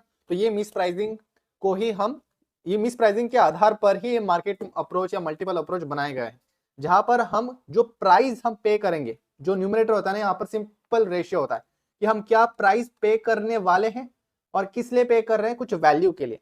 तो क्या प्राइस पे कर रहे हैं, for what value we will get. तो नीचे आएगा फंडामेंटल मेट्रिक। तो फंडामेंटल मेट्रिक कोई भी हो सकता है, मोस्ट पॉपुलरली अर्निंग्स, आपने सुना है प्राइस टू अर्निंग्स रेशियो, कि 1 रुपए के अर्निंग्स के लिए मैं कितना प्राइस पे करूंगा। अभी आपने शार्क टैंक पे, या शार्क टैंक पे तो प्राइस टू सेल्स रेशियो की बात होती है, क्योंकि काफी छोटे कंपनीज आते हैं ना, तो सेल्स के ऊपर आते हैं। अर्निंग्स पॉजिटिव अगर नहीं है तो हम सेल्स पर जाते हैं, क्योंकि सेल्स तो पॉजिटिव होगा ही होगा ना, कुछ बेचा है तो सेल्स तो पॉजिटिव होगा ऑब्वियसली। तो फिर सेल्स के साथ हम प्राइस को कंपेयर करते हैं लॉस मेकिंग कंपनीज के लिए, स्टार्टअप्स के लिए, यंग कंपनीज के लिए जिनका अर्निंग्स नेगेटिव है। जो अर्निंग्स कर रहे हैं, कंपनी ग्रो भी कर रहे हैं, उनको प्राइस टू अर्निंग्स पे हम आसानी से वैल्यू कर सकते हैं। तो मेन कर क्या रहे हैं हम यही देख रहे हैं कि हमें हमें कितना प्राइस पे करना पड़ रहा है for the value that we will get, right. तो यही है मल्टीपल अप्रोच। अगर कोई कंपनी, सेम ही कंपनी है, हॉस्पिटल को, अगर आप हॉस्पिटल सेक्टर को वैल्यू कर रहे हो, तो आपने बहुत बार देखा होगा वीडियोस में भी कि वो क्या बोलते हैं कि सभी पीयर्स को कंपेयर करो, Apollo hospital, Fortis health care, Narayan Hrudayalaya, Artemis Medicare, Aster DM health care, सारे हॉस्पिटल कंपनीज ले लो, यात्रा हॉस्पिटल, और उसमें से जिसका भी सबसे लोवेस्ट पी है उसको उठा लो, बाय कर लो। लोगों को ऐसा लगता है इतना आसान होता है, एक्चुअल में ये जो मेथड है ना, ये सिर्फ 30-40% ही करेक्ट है, बाकी 60% और यहाँ पर काम बाकी है। और वो मैं आपको बताऊंगा कि रिलेटिव वैल्यूएशन कंप्लीटली कैसे परफॉर्म करते हैं। एक तो प्राइस टू अर्निंग रेशियो को और प्राइस टू सेल्स रेशियो को, तो आप खुद से भी ये रेशियोज बना सकते हो कि क्या ऊपर क्या रखना है, कि क्या प्राइस हम पे कर रहे हैं, बदले में क्या वैल्यू हमें मिल रहा है। जितना हम प्राइस पे कम करेंगे, और अगर सच में वो वैल्यू, सच में ये वैल्यू जो है अगर ज्यादा मिल रहा है, तो फिर वो फायदे की चीज है, क्योंकि बाद में जाके इसकी री रेटिंग होगी। मल्टीपल्स में री रेटिंग होता है, डी रेटिंग भी होता है। तो प्राइस टू अर्निंग्स, कोई कंपनी है, अपोलो हॉस्पिटल्स लेट से हॉस्पिटल कंपनी है, जो कि लेट से 50 टाइम्स पे ट्रेड कर रही है, और वैसी दूसरी कंपनी है यात्रा हॉस्पिटल्स, वो सिर्फ 30 टाइम्स पे ट्रेड कर रही है। तो क्यों अपोलो हॉस्पिटल्स को यहाँ पर ज्यादा वैल्यू दिया जा रहा है रिलेटिव टू यात्रा हॉस्पिटल्स? एक तो ये नई कंपनी है, अभी लिस्ट हुई है, इंफॉर्मेशन ज्यादा नहीं है, कर पाएगी या नहीं पता नहीं, अनसर्टेनिटी ज्यादा है। तो बहुत सारे ऐसी चीजें होती है जो हमारे वैल्यूएशन के परस्पेक्टिव को बदलती रहती है, जिसकी मैंने शुरुआत में भी बोला था। तो वैल्यूएशन डिपेंड करता है उस कंपनी की क्वालिटी के ऊपर, ग्रोथ के ऊपर, कैश फ्लोज के ऊपर। एक बिजनेस है ना, तो अंडरलाइंग ड्राइवर्स वैल्यू की समझो ना, वैल्यू आप किस चीज को ज्यादा दोगे। एक सड़ा हुआ टमाटर है, वो सस्ता भी आप नहीं खरीदोगे, फ्री में भी नहीं आप लोगे, राइट, टमाटर, क्योंकि वो सड़ा हुआ है। सो वैसे ही वैल्यू ट्रैप आते हैं कुछ कंपनीज। अभी मैंने यहाँ पर देखा कि कुछ कंपनीज है जो 2 के पी पे चल रहा है सिर्फ, मतलब उनकी अर्निंग्स है लेट से 1 रुपए की, 100 रुपए की लेट से, और वो सिर्फ चल रहे हैं 200 रुपए पे ही, पर फिर भी उनका शेयर प्राइस ऊपर नहीं जा रहा है, कोई भी उन्हें नहीं खरीद रहा है, क्योंकि वो सस्ते किसी कारण की वजह से है, और वो कारण है बैड रीजन, उनका मैनेजमेंट ही चीटर है, गवर्नेंस, कॉर्पोरेट गवर्नेंस इश्यूज है। जब मैनेजमेंट की क्वालिटी खराब हो तो उस कंपनी का को लेके कोई फायदा नहीं होगा। तो multiples are based on various logic. अभी रिलेटिव वैल्यूएशन का ये चार्ट है सिंपल, कि कब कौन सा रेशियो यूज करना होता है, ये भी सिंपल लॉजिकल बेसिस पे है। तो यहाँ पर अगर बैंक्स की बात करें तो पीवी पे हम करते हैं उसे, price to book value. Asset quality जब भी हमें देखनी है किसी की, तो प्राइस टू बुक वैल्यू हम यूज करते हैं, तो उसकी बुक वैल्यू किस प्रीमियम पे ट्रेड कर रहा है और क्यों ट्रेड कर रहा है, और इसके अंडरलाइंग ड्राइवर्स क्या होते हैं। बुक वैल्यू मैंने शुरुआत में भी बोला कि ये मतलब बुक वैल्यू मतलब आपका पूंजी, आपकी कैपिटल, आपका घर का कैपिटल कितना है, उस कैपिटल को आप डिप्लॉय करके एसेट्स में इन्वेस्ट करोगे। जितने अच्छी एसेट की क्वालिटी होगी, जितना ज्यादा पोटेंशियल होगा कमाने का उस एसेट के ऊपर, उतना ही ज्यादा प्राइस टू बुक वैल्यू आपको मिलेगा, राइट। तो price to book value mostly उन्हीं बैंक्स का ज्यादा होता है जिनका आरओई ज्यादा होता है। ऑब्वियसली अगर आप अपने कैपिटल के ऊपर ज्यादा रिटर्न्स कमा सकते हो, मतलब आपके एसेट्स अच्छे हैं, तो आपके एसेट्स को वैल्यू भी ज्यादा मिलेगी, राइट। तो हर एक चीज यहाँ पर ऐसा नहीं है कि lower the better, higher the better, ऐसा लॉजिक नहीं चलता। हमें देखना है कि उसके अंडरलाइंग ड्राइवर्स कैसे। तो प्राइस टू बुक वैल्यू का अंडरलाइंग ड्राइवर है आरओई, वैसे ही आपका पी रेशियो का भी आरओई आपका ड्राइवर है। फिर उसके बाद ग्रोथ कैसा है, ग्रोथ अपॉर्चुनिटी और ग्रोथ की क्वालिटी कैसी है वो भी हमें देखना पड़ता है। ये अंडरलाइन ड्राइवर्स मैंने ये एक्सेल में डाल भी रखा है, वो मैं आपके साथ शेयर करूंगा अभी थोड़ी देर में। तो आरओई कैसा है, ग्रोथ कैसा है और रिस्क क्या है। देखिए अगर कंपनी में रिस्क ज्यादा है तो वैल्यू उसको कम देंगे, ग्रोथ की अपॉर्चुनिटी ज्यादा है और ग्रोथ के साथ उस क्वालिटी ऑफ ग्रोथ भी अच्छी है कंपनी की, मतलब क्वालिटी ऑफ ग्रोथ मतलब cash conversion ratio, CFO by EBITDA, CFO by PAT जो हम रेशियोज यूज करते हैं, फॉरेंसिक एनालिसिस जो हम करते हैं कि कंपनी में जो मैनेजमेंट है वो अच्छी क्वालिटी की है। अगर क्वालिटी भी अच्छी है मैनेजमेंट की, ग्रोथ अपॉर्चुनिटी भी अच्छी खासी है, तो देन दिस इज गुड। और आपको एक चीज पता होनी चाहिए कि ग्रोथ जो होता है ना वो दो तरीके के होते हैं, एक बैड वाला ग्रोथ होता है, एक गुड वाला ग्रोथ होता है, गुड क्वालिटी ग्रोथ। बैड वाला ग्रोथ यानी कि क्या आपने रेवेन्यू को बढ़ा दिया, आप ज्यादा माल बेच रहे हो, अच्छा खासा रेवेन्यू कमा रहे हो, राइट, अच्छा खासा आपका वॉल्यूम ग्रोथ दिखाई दे रहा है, बट आपके मार्जिन्स कम हो रहे हैं। तो मार्जिन्स को कॉम्प्रोमाइज करके आप अगर अपने रेवेन्यू को बूस्ट कर रहे हो ना, तो अल्टीमेटली आपका जो पैट है ना वो नीचे ही जाने वाला है, क्योंकि इसको बोलते हैं bad growth. This is bad growth. तो आपको ग्रोथ का बाइफर्केशन एंड उसका डेफिनेशन समझ में आना चाहिए कि कौन सा ग्रोथ हमें चाहिए। ऐसा ग्रोथ चाहिए जहां पर प्रॉफिट बढ़ रहा हो और किसी के कॉस्ट पे नहीं बढ़ रहा हो, प्रॉफिट प्योरली बढ़ रहा हो और उसकी क्वालिटी भी अच्छी है। मैनिपुलेशन अगर हो रहा है अकाउंटिंग में, डिप्रिसिएशन को, किसी भी खर्चे को कम दिखाने की कोशिश कर रहे हैं और अर्निंग्स को आर्टिफिशियली बूस्ट करने की कोशिश कर रहे हैं, तब भी ये जो पी है ये लॉन्ग टर्म में री रेट नहीं होगा। पी री रेटिंग चाहिए तो कंपनी की क्वालिटी अच्छी चाहिए, ग्रोथ अच्छा चाहिए, आरओई अच्छा चाहिए। एंड आरओई ऊपर से और 3 फैक्टर्स में डिवाइडेड है, ये हमने एडवांस चैप्टर में कवर किया था, जो कि होता है नेट प्रॉफिट मार्जिन, कितना नेट प्रॉफिट मार्जिन है, एसेट टर्नओवर कितने एसेट के ऊपर कितना अच्छे से सेल्स कमा पा रही है कंपनी, और लेवरेज, ये है।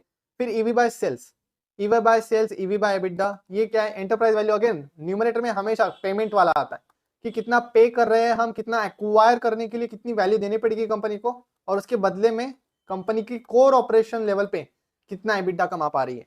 हमें ये देखना है कि कोर ऑपरेशनल लेवल पे एबिटा कितना कमा रहे हैं। एबिटा मतलब कोर ऑपरेटिंग प्रॉफिट, उसमें कोई मिलावट नहीं है, नॉन रिकरिंग आइटम नहीं है, सिर्फ हम देख रहे हैं कि कोर ऑपरेशन से कितना प्रॉफिट आ सकता है। मेरा फैंस बनाने का बिजनेस है तो फैन बेच के कितना मैं कमा पा रहा हूँ, वो एबिटा होता है। पी अर्निंग्स में क्या होता है कि मेरा अदर इनकम भी आता है, अगर मैं इन्वेस्ट कर रखा हूँ किसी और जगह में, अदर इनकम आ रहा है तो वो भी ऐड हो जाता है, मुझे वो नहीं चाहिए, मुझे एबिटा देखना है, मतलब प्योर अर्निंग्स देखना है, कोर ऑपरेटिंग प्रॉफिट देखना है।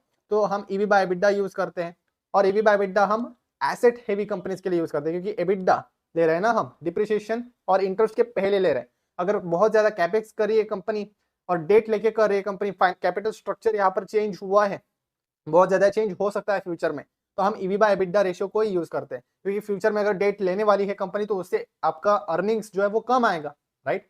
इसलिए वो इंपैक्ट ना करे, इसलिए हम एबिटा लेते हैं कि कोर चीज क्या है, कोर ऑपरेटिंग प्रॉफिट क्या है। तो EV by EBITDA is used when जब एसेट हेवी है कंपनी, जहां पर काफी ज्यादा मेंटेनेंस कैपेक्स करना पड़ता है, कैपिटल इंटेंसिव है कंपनी, और यहाँ पर भी आप देख सकते हो लॉजिक इन्होंने भी लिख के रखा है, हाई R&D कॉस्ट है, अर्निंग्स क्वालिटी है, फॉर ऑपरेटिंग प्रॉफिटेबिलिटी चेक करते हैं वगैरह।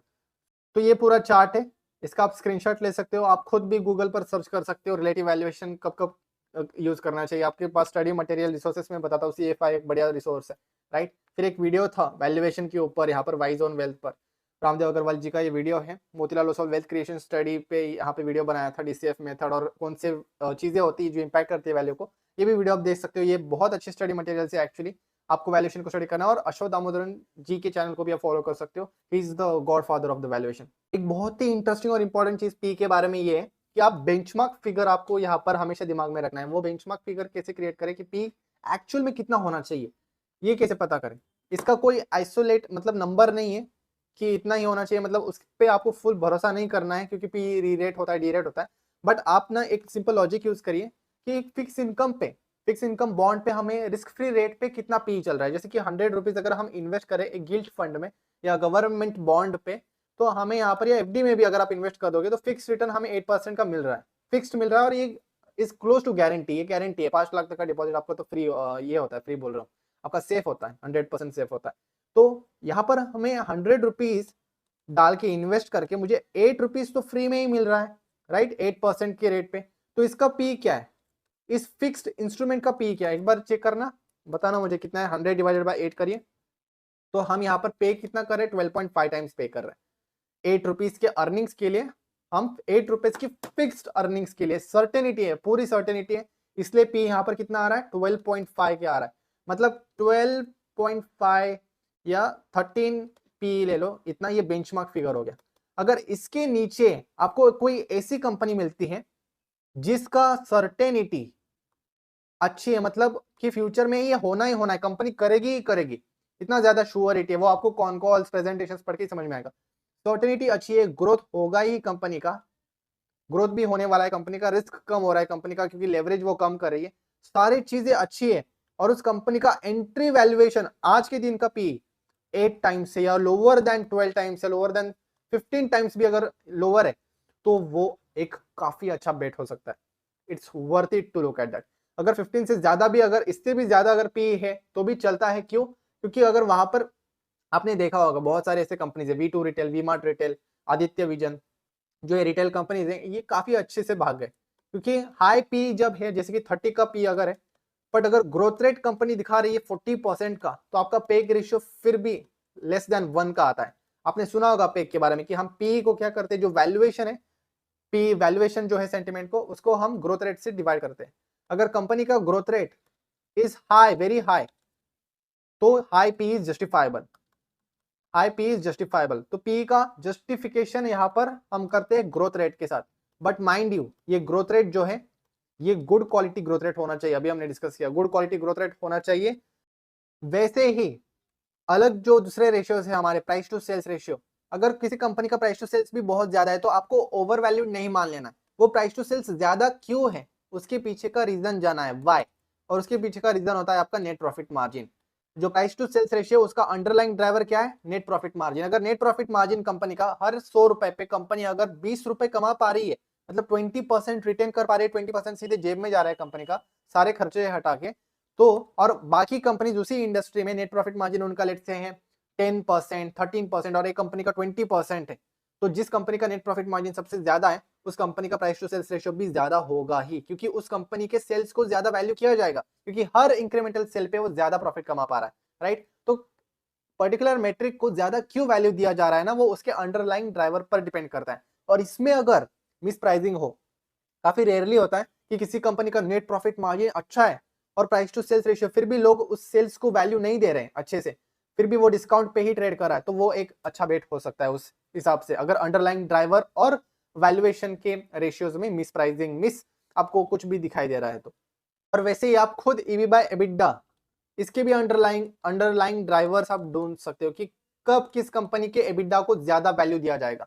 अगर मतलब कोई कंपनी अभी एबिडा जनरेट कर रही है, कोर प्रॉफिट जनरेट कर रही है 100 रुपए का, तो उसको वैल्यू कब ज्यादा दिया जाएगा, किस कंपनी को ज्यादा दिया जाएगा, जिसका एबिडा का ग्रोथ आने वाले समय में अच्छा होगा, राइट। ऑपरेटिंग प्रॉफिट मार्जिन जिस कंपनी का अच्छा है उसको, उसके एबिडा को भी ज्यादा वैल्यू मिलेगा, जाहिर सी बात है।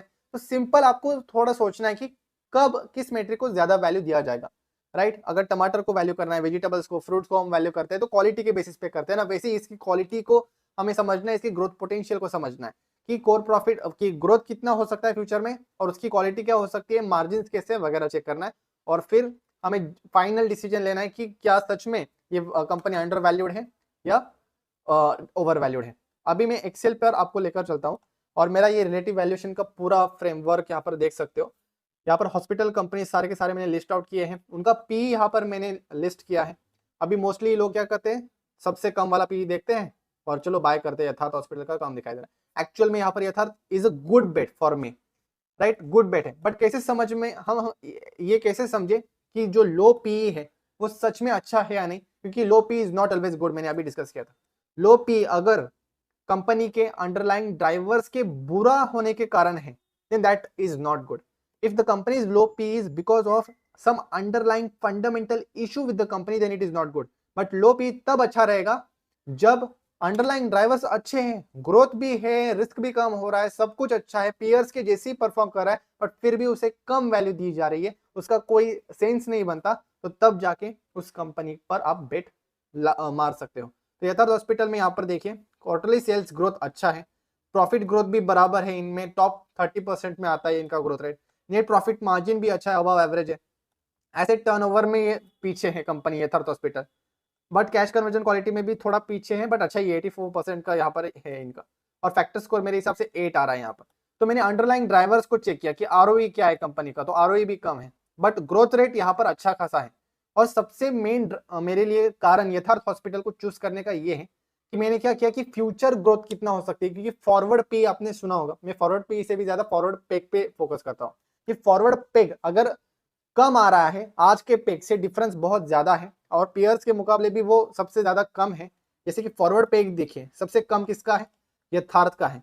तो इसके कारण यथार्थ hospital is a very very good thing. Forward peg में हम क्या करते हैं, आज का पी लेते हैं और फ्यूचर ग्रोथ रेट से डिवाइड कर देते हैं। फ्यूचर ग्रोथ रेट कैसे समझ में आएगा, अगेन कंसेंसस ग्रोथ लिया है मैंने यहाँ पर, वही सेम चीज चैट जीपीटी या मानस से आप पूछो, एनालाइज करो खुद से, कंसेंसस ग्रोथ लीजिए यहाँ पर। इसकी मानस को मैंने पूछा था कि फ्यूचर ग्रोथ गाइडेंस मुझे बताइए क्या है, या गो इंडिया स्टॉक्स पर जाकर भी मैंने खुद यहाँ पर चेक किया था सबका ग्रोथ गाइडेंस क्या क्या है। जैसे कि यहाँ पर अर्निंग्स पर जाओ आप और यहाँ पर गाइडेंस ट्रैकर पर जैसे ही जाओगे और यहाँ पर चूज सारे कंपनीज आप देखिए, कंपेरेबल कंपनीज जो भी हैं आपके, कि अपोलो अगर आप हॉस्पिटल सेक्टर में कंपनी को एनालाइज कर रहे हो, देख रहे हो कि कौन सा कंपनी अच्छा है, कौन सा कंपनी अंडर वैल्यूड है, उस कंपनी को यहाँ पर डाल दीजिए और चेक करिए कि गाइडेंस क्या है कंपनी का। अर्निंग्स ग्रोथ गाइडेंस अगर मैनेजमेंट बोल रहा है 20-30% से बढ़ सकता है फ्यूचर में, और अभी ग्रोथ रेट सिर्फ 20% का है और ग्रोथ रेट ज्यादा हो सकता है फ्यूचर में, और पी भी आज कम है, तो then it is a good bet for me. तो यहाँ पे जैसे कि आप देख सकते हो रेवेन्यू ग्रोथ का गाइडेंस यहाँ पर 30% का दिया हुआ है Q2 फाइनेंशियल 26 सितंबर क्वार्टर के कॉन कॉल में। कैपेक्स का गाइडेंस दिया हुआ है, सारे गाइडेंस जिस जिस लाइन आइटम पे भी गाइडेंस दिया जाता है, जिस भी मेट्रिक पे गाइडेंस दिया जाता है, EBITDA मार्जिन कितना हो सकता है कंपनी का, तो ये इससे आपका कैलकुलेशन बहुत ईजी हो जाता है। आप समझ सकते हो कि कंपनी का मार्जिन एक्सपेंशन ट्रेंड चल रहा है, अर्निंग्स ग्रोथ का चल रहा है, पेग आप आसानी से निकाल सकते हो, फॉरवर्ड पी आप निकाल सकते हो, जिसकी मैंने यहाँ पर कैलकुलेट किया है। राइट, यहाँ पर मैंने पी ले लिया आज का, और फ्यूचर ग्रोथ ये अर्निंग्स ग्रोथ जो ये फ्यूचर का है कि आगे जाके अपोलो हॉस्पिटल्स 20% से ग्रो कर सकती है, बड़ी कंपनी हो गई बहुत। मैक्स हेल्थकेयर सबसे ज्यादा 33.5%, एस्टर डीएम तो 60% से ज्यादा ग्रोथ रेट दिखा सकती है, ऐसा कंसेंसस ने कहा। फिर उसके बाद किम्स 37% से ग्रो कर सकता है, यथार्थ 35% से। बट यहाँ पर पी आज सबसे कम किसका है, 34 का है, और ग्रोथ रेट भी डिसेंट है। राइट, अभी बहुत ज्यादा भी ग्रोथ रेट आ रहा है ना, तो ये सस्टेनेबल नहीं होता, इसलिए मैंने एस्टर डीएम हेल्थकेयर को नहीं लिया। बट यथार्थ hospital is going into that phase, और बहुत छोटी कंपनी है, सबसे छोटी कंपनी, इसलिए इसका बीटा भी थोड़ा ज्यादा आ रहा है। बीटा मतलब इसका वोलेटिलिटी रिस्क कितना है रिलेटिव टू द मार्केट, कि अगर मार्केट 10% से गिरता है तो ये कंपनी 30% ज्यादा रेट से और गिरेगी। ज्यादा परसेंट मतलब लेट्स से अभी यहाँ पर मार्केट गिरा है लेट्स से 10% से, तो यहाँ पर ये 30% और ज्यादा वोलेटाइल है रिलेटिव टू द मार्केट। तो इसलिए यहाँ पर बीटा इसका मैक्स हेल्थकेयर के करीबी है, और मैक्स हेल्थकेयर यहाँ पर बहुत लार्ज कैप कंपनी है वैसे। तो मेन चीज क्या है, मैंने यहाँ पर पी को फ्यूचर के अर्निंग्स ग्रोथ रेट से डिवाइड कर दिया। 30% का मैंने फ्यूचर ग्रोथ गाइडेंस देखा यथार्थ का क्या है कौन कॉल से, और फिर वो ले लिया यहाँ पर, और 1.13 है। यही सेम चीज आप फ्यूचर ग्रोथ गाइडेंस एआई की मदद ले सकते हो आप यहाँ पर, to make your valuation journey easy.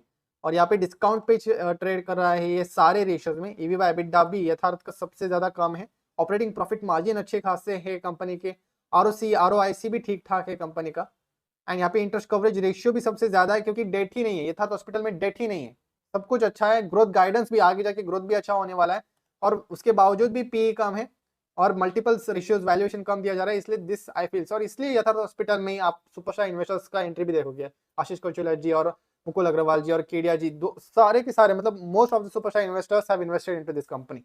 ये मैं बायस हो सकता हूँ यहाँ पर, बट ये आप देख सकते हो। तो अभी मैं आपके साथ एक स्क्रीनर शेयर करना चाहता हूँ। यहाँ पर स्क्रीनर का नाम है value with potential growth, because this are the undervalued companies that have healthy capacity to kick start their growth. हम इस स्क्रीनर से ये करना चाहते हैं कि हमें अंडर वैल्यूड कंपनीज चाहिए, फर्स्टली अंडर वैल्यूड कंपनीज तो चाहिए ही, और उसके साथ कंपनी का अर्निंग्स ग्रोथ की कैपेसिटी होनी चाहिए। अभी करंट फंडामेंटल्स अच्छे होने चाहिए, कैश फ्लो जनरेट कर रही हो, कोर ऑपरेशंस अच्छा हो, मैनेजमेंट की क्वालिटी अच्छा हो। उसका स्क्रीन चेक में कैसे करना है वो बताऊंगा अभी। ईपीएस ग्रोथ हो सकता है फ्यूचर में ऐसे कंपनीज, प्लस जहां पर पीई का री रेटिंग भी हो सकता है, ऐसे स्टॉक्स यहाँ पर आ सकते हैं इस स्क्रीनर में। और इसके लिए क्राइटेरिया का क्या डालना है आपको मैं दिखा देता हूँ। जस्ट गो डाउन हियर, तो यहाँ पर अर्निंग्स यील्ड आपको डालना है 7%। अर्निंग्स यील्ड मतलब वही कि पी का उल्टा होता है, ये अर्निंग्स ऊपर और नीचे मार्केट कैपिटलाइजेशन, इतना वैल्यू दे के मुझे कितना अर्निंग्स मिल रहा है। राइट, तो ये 7% के ऊपर होना चाहिए, मतलब रिस्क फ्री रेट से ऊपर होना चाहिए, जो कि हमारा 7% है। फिर return on equity price to earning ratio से ज्यादा होना चाहिए, ये रामदेव अग्रवाल जी का फॉर्मूला है बेसिकली, कि return on equity is everything. Return on equity मतलब ही ग्रोथ होता है, अगर कंपनी फुल री इन्वेस्टमेंट करती है तो रिटर्न ऑन इक्विटी जितना ही ग्रो करती है company. Right, it's intrinsic growth rate का ये फॉर्मूला होता है। तो रिटर्न ऑन इक्विटी कंपनी का ज्यादा होना चाहिए than the price to earning ratio, मतलब अभी का वैल्यूएशन कम है और रिटर्न ऑन इक्विटी कंपनी का अच्छा, मतलब पोटेंशियल ग्रोथ अपॉर्चुनिटी ज्यादा है। फिर उसके बाद नेट प्रॉफिटेबल होना चाहिए, जैसे लेटेस्ट क्वार्टर में प्रॉफिट होना चाहिए compulsory. Return on capital employed मैंने कॉस्ट ऑफ कैपिटल से ऊपर रखा है जो कि 10। फिर डेट टू इक्विटी यहाँ पर है 1 से कम होना चाहिए, लेवरेज ज्यादा नहीं होना चाहिए, रिस्क हमें नहीं चाहिए, क्योंकि पी रेटिंग अगर होना है तो रिस्क एक्चुअली कम होना चाहिए, राइट। तो वो है debt to equity is less than 1 होना चाहिए, प्लेज नहीं होना चाहिए कुछ भी। ऑपरेटिंग कैश फ्लोज, फिर cash flows, free cash flow नहीं बोल रहा हूं मैं, कंपनीज जो ग्रो कर रही है और मुझे छोटे कंपनीज चाहिए, तो छोटे कंपनीज में फ्री कैश फ्लो का पॉजिटिव होना इज नॉट पॉसिबल हो। जो ग्रो करना चाहती है ऑब्वियसली, तो वहां पर फ्री कैश फ्लो कैसे जनरेट होगा, वो ज्यादा इन्वेस्ट कर देते हैं ना, जितना वो कमा रहे हैं उससे भी ज्यादा इन्वेस्ट कर देते हैं वो। तो इसलिए ऑपरेटिंग कैश फ्लो कम से कम पॉजिटिव होना चाहिए, जो कि इंडिकेट करेगा कि कंपनी एक्चुअली अपने कोर धंधे से तो प्रॉफिट कमा पा रहा है, कोर धंधे में दम है, प्रॉफिट कमाने की क्षमता है कंपनी की, और उस प्रॉफिट को कैश में बदलने की भी क्षमता है, मतलब वर्किंग कैपिटल कुछ प्रॉब्लम्स नहीं है। तो इसलिए ऑपरेटिंग कैश फ्लो पिछले 3 सालों का पॉजिटिव होना चाहिए। एंड फिर ये रेशियो है, इसको ठीक से देखना, operating cash flow of the last 10 years, मतलब 10 सालों का पूरा जो जितना भी कैश फ्लो जनरेट किया है उसका सम किया है, डिवाइडेड बाय 10 किया है, मतलब हम एवरेज कैश फ्लो निकाल रहे हैं 10 साल का कितना है, और उससे कंपेयर कर रहे हैं हम एवरेज अर्निंग्स से 10 साल के। तो कैश फ्लो का earnings, cash flow, average cash flow जितना कमाया कंपनी ने 10 साल डिवाइडेड बाय एवरेज अर्निंग्स जितना कमाया है, ये जो रेशियो है सीएफओ बाय पैट, ये हमने फॉरेंसिक के सेशन में डिस्कस किया था। तो cash flow by CFO by earning, CFO by PAT आपका कम से कम 70% से ऊपर होना चाहिए। फिर क्रॉइस है जो कि पॉजिटिव होना चाहिए, ये मैं इसको हटा भी सकता हूँ, ये बहुत ज्यादा स्ट्रिंजेंट हो गया, इसको आप हटा भी सकते हो, इसको ऐड भी कर सकते हो। क्रॉइस का मतलब होता है कि cash return on invested capital कितना है, सिर्फ रिटर्न ऑन इन्वेस्टेड कैपिटल नहीं, कैश का रिटर्न ऑन इन्वेस्टेड कैपिटल, जितना आपने इन्वेस्ट किया कैपिटल अपने टैंजिबल एसेट्स में, आपके वर्किंग कैपिटल पे, उस इन्वेस्टेड कैपिटल के ऊपर आप कितना कमा रहे हो, 15% कमा रहे हो, 20% कमा रहे हो, और वो कैश में कमा रहे हो क्या, उसको हम क्रॉइस बोलते हैं।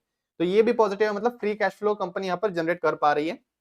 उसके बाद मार्केट कैपिटलाइजेशन यहाँ पर है 89 करोड़ से ज्यादा होना चाहिए, और मार्केट कैपिटलाइजेशन लार्ज कैप का मुझे नहीं चाहिए, मुझे सिर्फ यहाँ पर मिड कैप कंपनी तक ही चाहिए। तो market capitalization less than 5000 crore में इस रेंज के कंपनीज पर फोकस कर रहा हूँ, जो 89 करोड़ से बड़े हैं और 5000 करोड़ से नीचे है।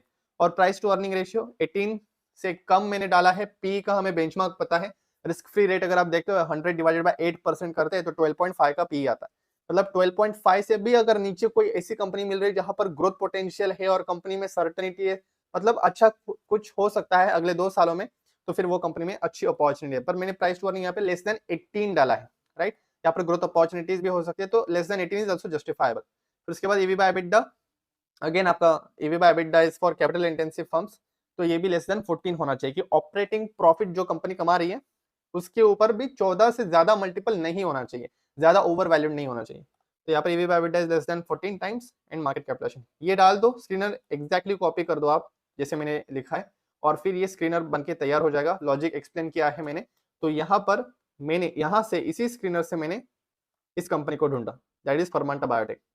यहाँ पर आरएमसी स्विच गियर्स भी आ रहा है, बहुत सारे ऐसे कंपनीज भी आते हैं जहां पर टेम्पररी यहाँ पर प्रॉफिटेबिलिटी चल रहा हो या पीक पे मार्जिन चल रहा हो। सबसे इंपॉर्टेंट है कि कौन से स्टॉक्स आपको यहाँ पर नहीं लेने। पहली चीज, आपको उन स्टॉक्स में नहीं एंटर करना है जहां पर भी आपको पहले तो जिस भी स्टॉक्स को आप एनालाइज करोगे, जैसे आरएमसी स्विच गियर्स पे आप जा रहे हो तो अच्छी क्वालिटी कंपनी तो है ही बिल्कुल, तो आपको यहाँ पर नीचे जाके फर्स्टली फॉरेंसिक चेक लगा देना है, रेड फ्लैग एनालिसिस करना है। कैसे करना है, वही कीवर्ड्स मैंने बताया था आपको कि आप क्या क्या यहाँ पर कीवर्ड्स यूज कर सकते हो। आप यहाँ पे सेबी का इंटरिम ऑर्डर कुछ आया है क्या, इंटीमेशन ऑर्डर, इंटरिम ऑर्डर कुछ आया है क्या, वो आप चेक करोगे। फिर उसके बाद क्लैरिफिकेशंस, फ्रॉड, वायलेशंस, ऐसे कीवर्ड्स का इस्तेमाल करना है आपको। यहाँ पर वायलेशन डाल दो, या आप कुछ भी कंप्लायंस इश्यूज डाल दो, नॉन कंप्लायंस डाल दो, वायलेशन डाल दो, टैक्स डिमांड, तो ऐसे चीजें डाल के चेक करना है। और सबसे इंपॉर्टेंट, ऑडिटर रिपोर्ट का क्वालिफाइड ओपिनियन आया है क्या कंपनी के ऊपर कभी। अगर क्वालिफाइड ओपिनियन आया है या मॉडिफाइड ओपिनियन आया है तो उन कंपनीज को मैं रिजेक्ट कर देता हूँ सीधे के सीधे, right. I don't want those companies. फिर ऐसा चेक लगाने के बाद फिर आप अभी देखो, कोई भी कंपनी जो है यहाँ पर वो सभी की सभी हेल्दी कैपेसिटी में है, उनकी अर्निंग्स अच्छी है, कैश फ्लोज अच्छा कमा रहे हैं यहाँ पर, तो ग्रोथ ऑलरेडी शुरू हो चुकी है। 3 साल भी हो गए, 3 साल से कंपनी ना लगातार 30-40% से ग्रो कर रहा है, 200%, फिर 38, फिर 84%। अभी आपको लग रहा होगा कि ये कंपनी तो अच्छी है, ग्रो कर रही है, तो चलो एंटर करते हैं। बट एक चीज यहाँ पर आपको जाननी पड़ेगी कि सेल्स ग्रोथ जिस भी कंपनी का ना बहुत तेजी से चल रहा है और ऑलरेडी 3 साल हो चुके हैं, 40-30% ग्रो कर रहा है, 3 साल का ग्रोथ रेट ऑलरेडी हो चुका है हाई फेज में, तो उस कंपनी में मैं कॉशियस होता, मैं एंटर नहीं करता, क्योंकि मुझे ग्रोथ जस्ट शुरू होने पे ही एंटर करना है कि अभी जो शुरू हुआ है या होने वाला है, तो कैसे पता लगेगा कि फ्यूचर में ग्रोथ आने वाला है? सिंपल है, उसके लिए मैं कंपनीज जो हमेशा कॉन कॉल्स करते हो, एटलीस्ट प्रेजेंटेशंस डालते हो, या जहां पर क्रेडिट रेटिंग रिपोर्ट्स आते हैं, ऐसे कंपनीज को ही मैं प्रेफर करता हूँ। अगर कॉन कॉल्स आ रहे हैं तो बहुत ही बढ़िया, जिससे मुझे फॉरवर्ड गाइडेंस समझ में आएगा कि क्या गाइडेंस है क्या नहीं, जो मैनेजमेंट दे रही है। तो यहाँ पर गाइडेंस देते हैं कंपनीज, राइट? तो आप देख सकते हो कि फ्यूचर में क्या ग्रोथ है क्या नहीं। और जो कंपनी पहले से ही ऑलरेडी फास्ट ग्रोथ कर रही है, 3 साल से ज्यादा हो चुका है फास्ट ग्रोथ पीरियड का, तो अभी जाके ग्रोथ स्लो डाउन होने के चांसेस है, और आप ऐसे कंपनीज में अगर इन्वेस्ट करोगे तो पीक पे ही अटक जाओगे। और दूसरा चीज, जिनका ग्रोथ रेट ज्यादा है बहुत वक्त तक, 3 साल 4 साल, उसमें हम मैं एंटर नहीं करता हूँ। और कॉन कॉल्स या प्रेजेंटेशन भी अगर नहीं है तो उनमें भी मैंने एंटर नहीं करता हूँ। तीसरा चीज, जो भी कंपनीज के ऑपरेटिंग प्रॉफिट मार्जिन पीक पे चल रहे हो ना, एकदम पीक पे, मतलब एवरेज से बहुत ज्यादा ऊपर है, कि इनका एवरेज जैसे 15% का है और कंपनी का अभी ऑपरेटिंग प्रॉफिट मार्जिन जैसे 30 का चल रहा है, यहाँ पर नहीं चल रहा है, यहाँ पर अभी भी अपॉर्चुनिटी है मार्जिन एक्सपेंशन का।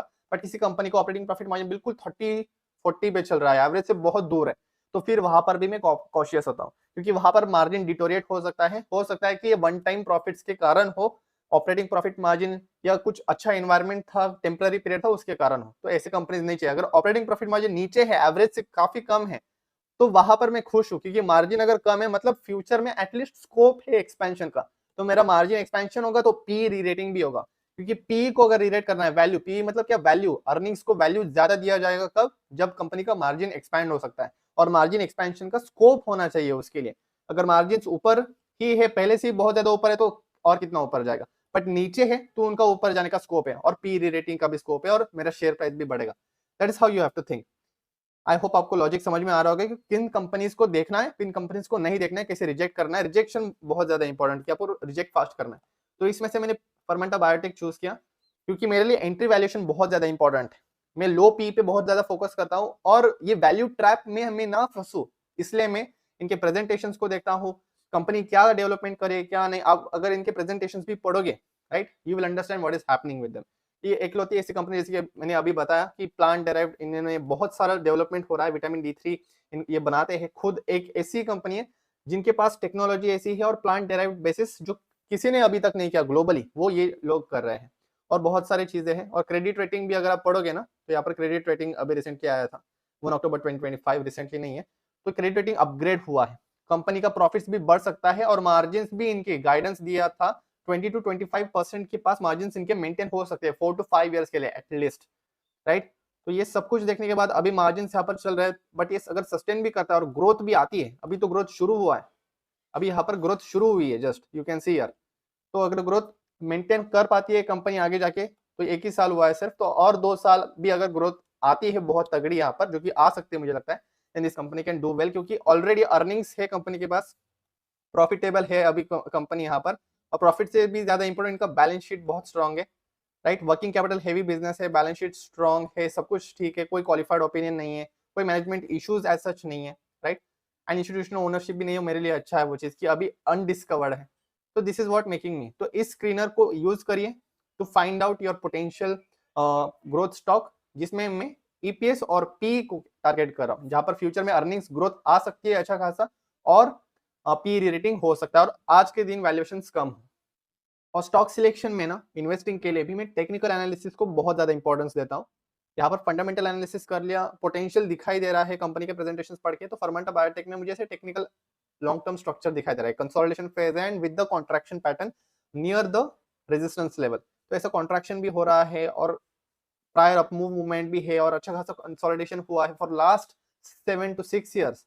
और अभी जाके यहाँ पर फंडामेंटली अंडरलाइंग ड्राइवर्स भी किक इन कर रहे हैं, तो प्राइस मूवमेंट भी जैसे पीछे 2017 में 71 से लेकर 300 तक का मूवमेंट हुआ यहाँ पर, राइट, मोर देन 3x, वैसा ही यहाँ पर मैं एक्सपेक्ट कर रहा हूँ।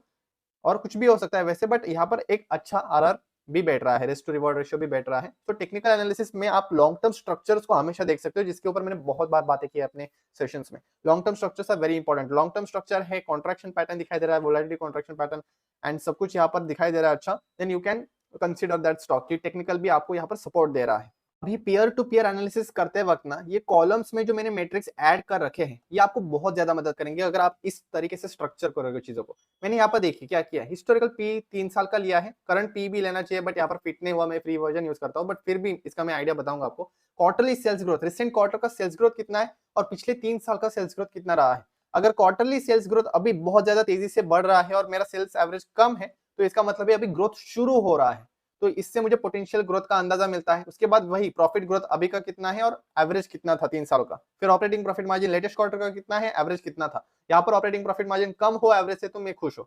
फिर उसके बाद PEG ratio, PEG price to earning PEG मिल जाता है आपको। फिर उसके बाद ईबी बाय एबिटडा भी मिल जाता है। एंड ये आप कैसे ऐड कर सकते हो, एडिट कॉलम्स में जाइए आप अपने पीयर सेक्शन में जाकर, और ये सारे रेशियोज आप देख रहे हैं यहाँ पर, वो आप ऐड कर लीजिए, इसका स्क्रीनशॉट ले सकते हैं आप अभी। और उसके बाद कुछ कस्टम रेशियोज हैं जो मैंने यहाँ पर बना के रखे, जैसे कि profit to cash conversion ratio, ये आपको नहीं मिलेगा। ऐसे बहुत सारे रेशियोज है जो आपको स्क्रीनर पे नहीं मिलेंगे, वो आपको खुद से बनाने पड़ेंगे, ईजी होता है बनाना।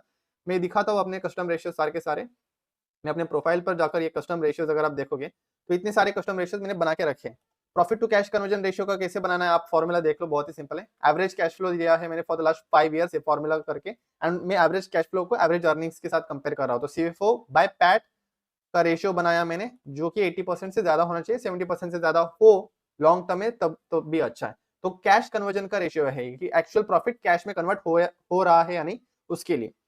फिर उसके बाद ये रेशियो इंपॉर्टेंट है। फिर ग्रोथ कैपेक्स का रेशियो बहुत ज्यादा इंपॉर्टेंट है कि कंपनी ग्रोथ कैपेक्स कर रही है, क्योंकि री इन्वेस्टमेंट भी कैपेक्स भी दो प्रकार के होते हैं। एक होता है कैपेक्स करना, कैपिटल इन्वेस्टमेंट करना ग्रोथ के लिए, और एक होता है मेंटेनेंस कैपेक्स, मतलब जो एग्जिस्टिंग एसेट से आपको उसको ही मेंटेन करने के लिए आप खर्चा कर रहे हो, बट मुझे ग्रोथ कैपेक्स चाहिए जहां पर ग्रोथ अपॉर्चुनिटी हो, वैसा वाला कैपेक्स चाहिए। तो ये स्क्रीनर, ये पर्टिकुलर रेशियो मैंने उस चीज के लिए बनाया है जहां पर ग्रॉस ब्लॉक करंट ईयर का minus gross block preceding year का डिवाइडेड बाय डिप्रिसिएशन आप करोगे तो आपको ग्रोथ कैपेक्स का फॉर्मूला मिल जाता है, राइट। फिर उसके बाद दूसरा और एक रेशियो है, आप लगा सकते हो ग्रोथ कैपेक्स और एक्सपेंशन परसेंटेज का भी एक रेशियो है। री इन्वेस्टमेंट रेट भी बहुत ज्यादा इजी है, जहां पर सिंपली आप डिविडेंड पे आउट रेशियो जो भी पे कर रही है company, 1 minus dividend pay out अगर आप करोगे तो आपके पास जो चीज बचा के रखी है कंपनी ने, रिटेन करके रखी है, जो पैसा दिया नहीं है शेयर होल्डर्स को फ्री कैश फ्लो में से, इसका मतलब है कंपनी रिटेन कर रही है, री इन्वेस्ट करना चाहती है शायद, एंड उसका ये रेशियो मैंने बना के रखा है। So you can do that, retention ratio. और एक इंपॉर्टेंट रेशियो है यहाँ पर आप देख सकते हो, ये अभी दूसरा प्रोफाइल है मेरा, तो यहाँ पर भी मैंने कुछ और एक्स्ट्रा रेशियोज ऐड करके रखे हैं पीयर टू पीयर एनालिसिस करने के लिए। जैसे कि ईबी बाय एबिटडा, मुझे operating cash flow for the last 5 years, यहाँ पर देखिए प्रॉफिट मार्जिन का ग्रोथ वही सेम, प्रॉफिट का ग्रोथ सेम, और को चेक करना है मुझे एवरेज के साथ। फिर ऑपरेटिंग प्रॉफिट ग्रोथ, अभी रिसेंटली ऑपरेटिंग प्रॉफिट ग्रोथ कितना हो रहा है, वर्किंग कैपिटल डेज कितने हैं, ये बहुत ज्यादा इंपॉर्टेंट है। Working capital days, cash cycle days, जिससे ऑपरेशनल कंपनी की एबिलिटी समझ में आती है, और इंडस्ट्री में ट्रेंड क्या है कि कैश अगर बहुत दिन के लिए लॉक करना पड़ता है वर्किंग कैपिटल में, तो इससे कंपनी की बोरोइंग, शॉर्ट टर्म बोरोइंग्स बढ़ जाती है, राइट, रिस्क भी बढ़ जाता है।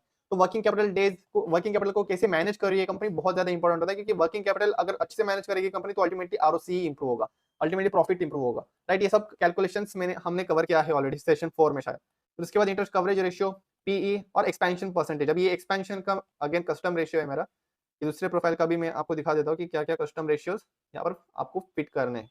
तो you can see fix asset expansion, fix asset expansion के लिए net block plus capital work in progress recently. Net block मतलब नेट फिक्स्ड एसेट्स जो अभी आपने इन्वेस्ट करके रखे, जो भी अभी एसेट्स है आपके पास, नेट फिक्स्ड एसेट्स जो भी है, building, land, plant and machinery, वो इस साल के, और जो भी कैपिटल वर्किंग प्रोग्रेस चल रहा है लेटेस्ट ईयर का, वो टोटल इन्वेस्टेड कैपिटल कितना है इस साल का, माइनस कितना था पिछले साल का, तो कितना चेंज हुआ है इन्वेस्टेड कैपिटल में, नेट फिक्स्ड एसेट्स में ओवर द टोटल एसेट्स। इससे आपको एक्सपेंशन समझ में आएगा कि अगर ये रेशियो बढ़ रहा है, इसका मतलब है कि कंपनी इन्वेस्टेड कैपिटल एक्सपैंड कर रही है, एसेट्स आ रहे हैं ज्यादा से ज्यादा, मतलब इस एसेट्स के ऊपर फ्यूचर में ज्यादा सेल्स और कैश फ्लो जनरेट हो सकता है।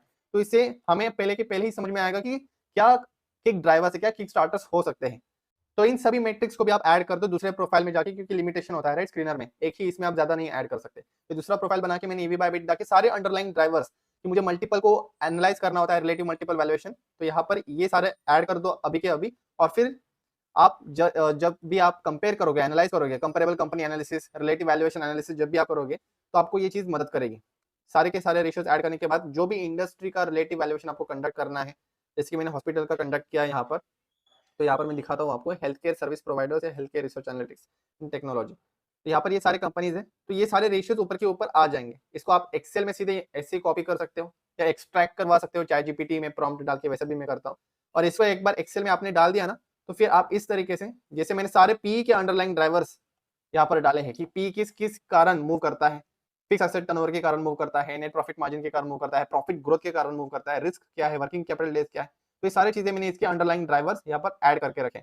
तो इससे मुझे समझ में आएगा कि मैं वैल्यू ट्रैप में फंस रहा हूँ क्या, किसी कंपनी का पी अगर कम है तो और उसके अंडरलाइन ड्राइवर्स भी अच्छे नहीं है, तो फिर वो कंपनी वैल्यू ट्रैप है। बट किसी कंपनी का पी कम है, जैसे कि यथार्थ हॉस्पिटल का कम है, बट उसके अंडरलाइन ड्राइवर्स काफी अच्छे कर रहे हैं, तो फिर ये एक्चुअली में अपॉर्चुनिटी है। तो तुरंत आपको समझ में आएगा, मल्टीपल को अंडरलाइन ड्राइवर्स के साथ समझिए, तो उसके फंडामेंटल ड्राइवर्स क्या है, पी वैल्यू है, वो डिपेंड किस किस फैक्टर्स पे करता है, इन सभी फैक्टर्स पे करता है, जो कि मैंने यहाँ पर हाईलाइट कर रखे। ये शेयर कर दूंगा मैं डिस्क्रिप्शन में भी, तो ये जरूर काम करना। थोड़ा सा स्टार्टिंग में आपको ज्यादा टाइम लगेगा, but then it will be actually worth it. फिर प्राइस टू सेल्स रेशियो के अंडरलाइन ड्राइवर्स क्या होता है, नेट प्रॉफिट मार्जिन होता है और सेल्स ग्रोथ होता है। फिर वैसे ही EV by EBITDA relative valuation multiple conduct करना है आपको। तो ईवी बाय एबिटा फैक्टर, ये एबिटा को कितना वैल्यू मल्टीपल देना है, कितना वैल्यू मल्टीपल देना है, वो इन सभी फैक्टर्स पे डिपेंड करता है। आपका ऑपरेटिंग प्रॉफिट मार्जिन कितना, ग्रोथ कितना था, ऑपरेटिंग प्रॉफिट में ग्रोथ कितना था, फिर आपका वर्किंग कैपिटल डेज कैसा है, कैश कन्वर्जन साइकिल कैसा है, ROC ROE interest coverage, right. ये सारा फैक्टर्स मैंने यहाँ पर ऐड करके फिर फाइनल में यहाँ पर हम फाइनली कंक्लूड कर सकते हैं फॉरवर्ड पेग रेशियो को देख के। Forward peg ratio is very very important, जो कि मैंने आपको बताया कैसे एनालाइज करना है इसके साथ। Last but not the least, relative valuation करने में सबसे जो इंपॉर्टेंट होता है वो कंपेरेबल कंपनीज को आइडेंटिफाई करना होता है, कि जो भी कंपनी को आप relative to other companies analyse करने वाले हो। मैं अगर स्टील ट्यूब वाली कंपनी लो तो बराबर स्टील ट्यूब्स वाले कंपनी आनी चाहिए। अभी आपको लगेगा तो ये तो बहुत ही आसान काम है, screener.in पर जाकर हम यहाँ पर नीचे देख सकते हैं कि पेयर कंपैरिजन में कौन से कंपेरेबल कंपनीज है, और यही सीधे उठा लेंगे। नहीं, पेयर कंपैरिजन में जो कंपनीज यहाँ पर दिखाई देते हैं screener.in पे, वो एक्चुअल में अच्छे से कंपेरेबल कंपनीज नहीं होते।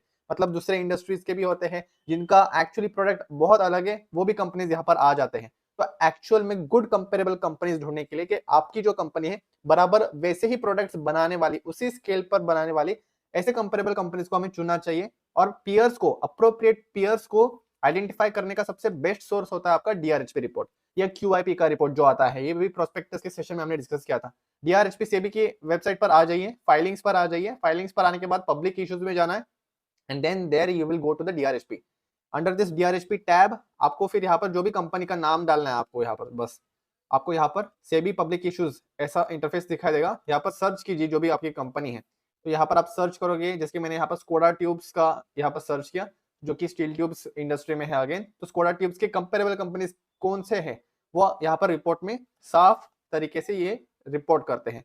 रत्नामणि मेटल से, विनस पाइप से, वैसे ही आप अपने कंपनी का नाम यहाँ पर डाल दीजिए, चेक कीजिए, पीयर यहाँ पर डाल दीजिए कंट्रोल एफ करके डॉक्यूमेंट में, और इस सेक्शन में आइए और चेक कीजिए कि कौन आखिर कंपेटिटर्स है।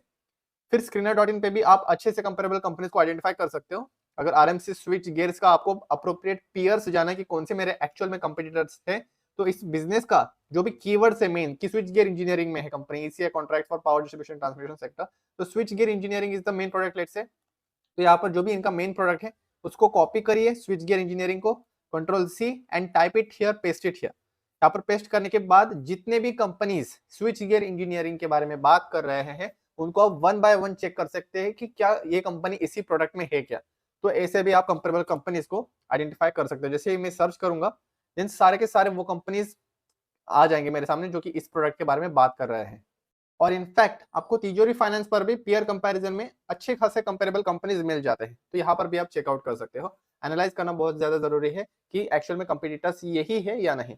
तो ये बस मुझे इतना ही शेयर करना था वैल्यूएशन के इस एपिसोड में। यहाँ पर हमने relative valuation, reverse DCF, DCF सब कुछ कवर कर लिया है। और भी कोई डाउट्स है तो जरूर कमेंट करना, मैं उसको जरूर आंसर करूंगा। एंड देखते हैं फ्यूचर में और मैं इस वैल्यूएशन के टॉपिक पर डिटेल में वीडियोस अगर बना सकूं तो बनाऊंगा जरूर। तो या बाय।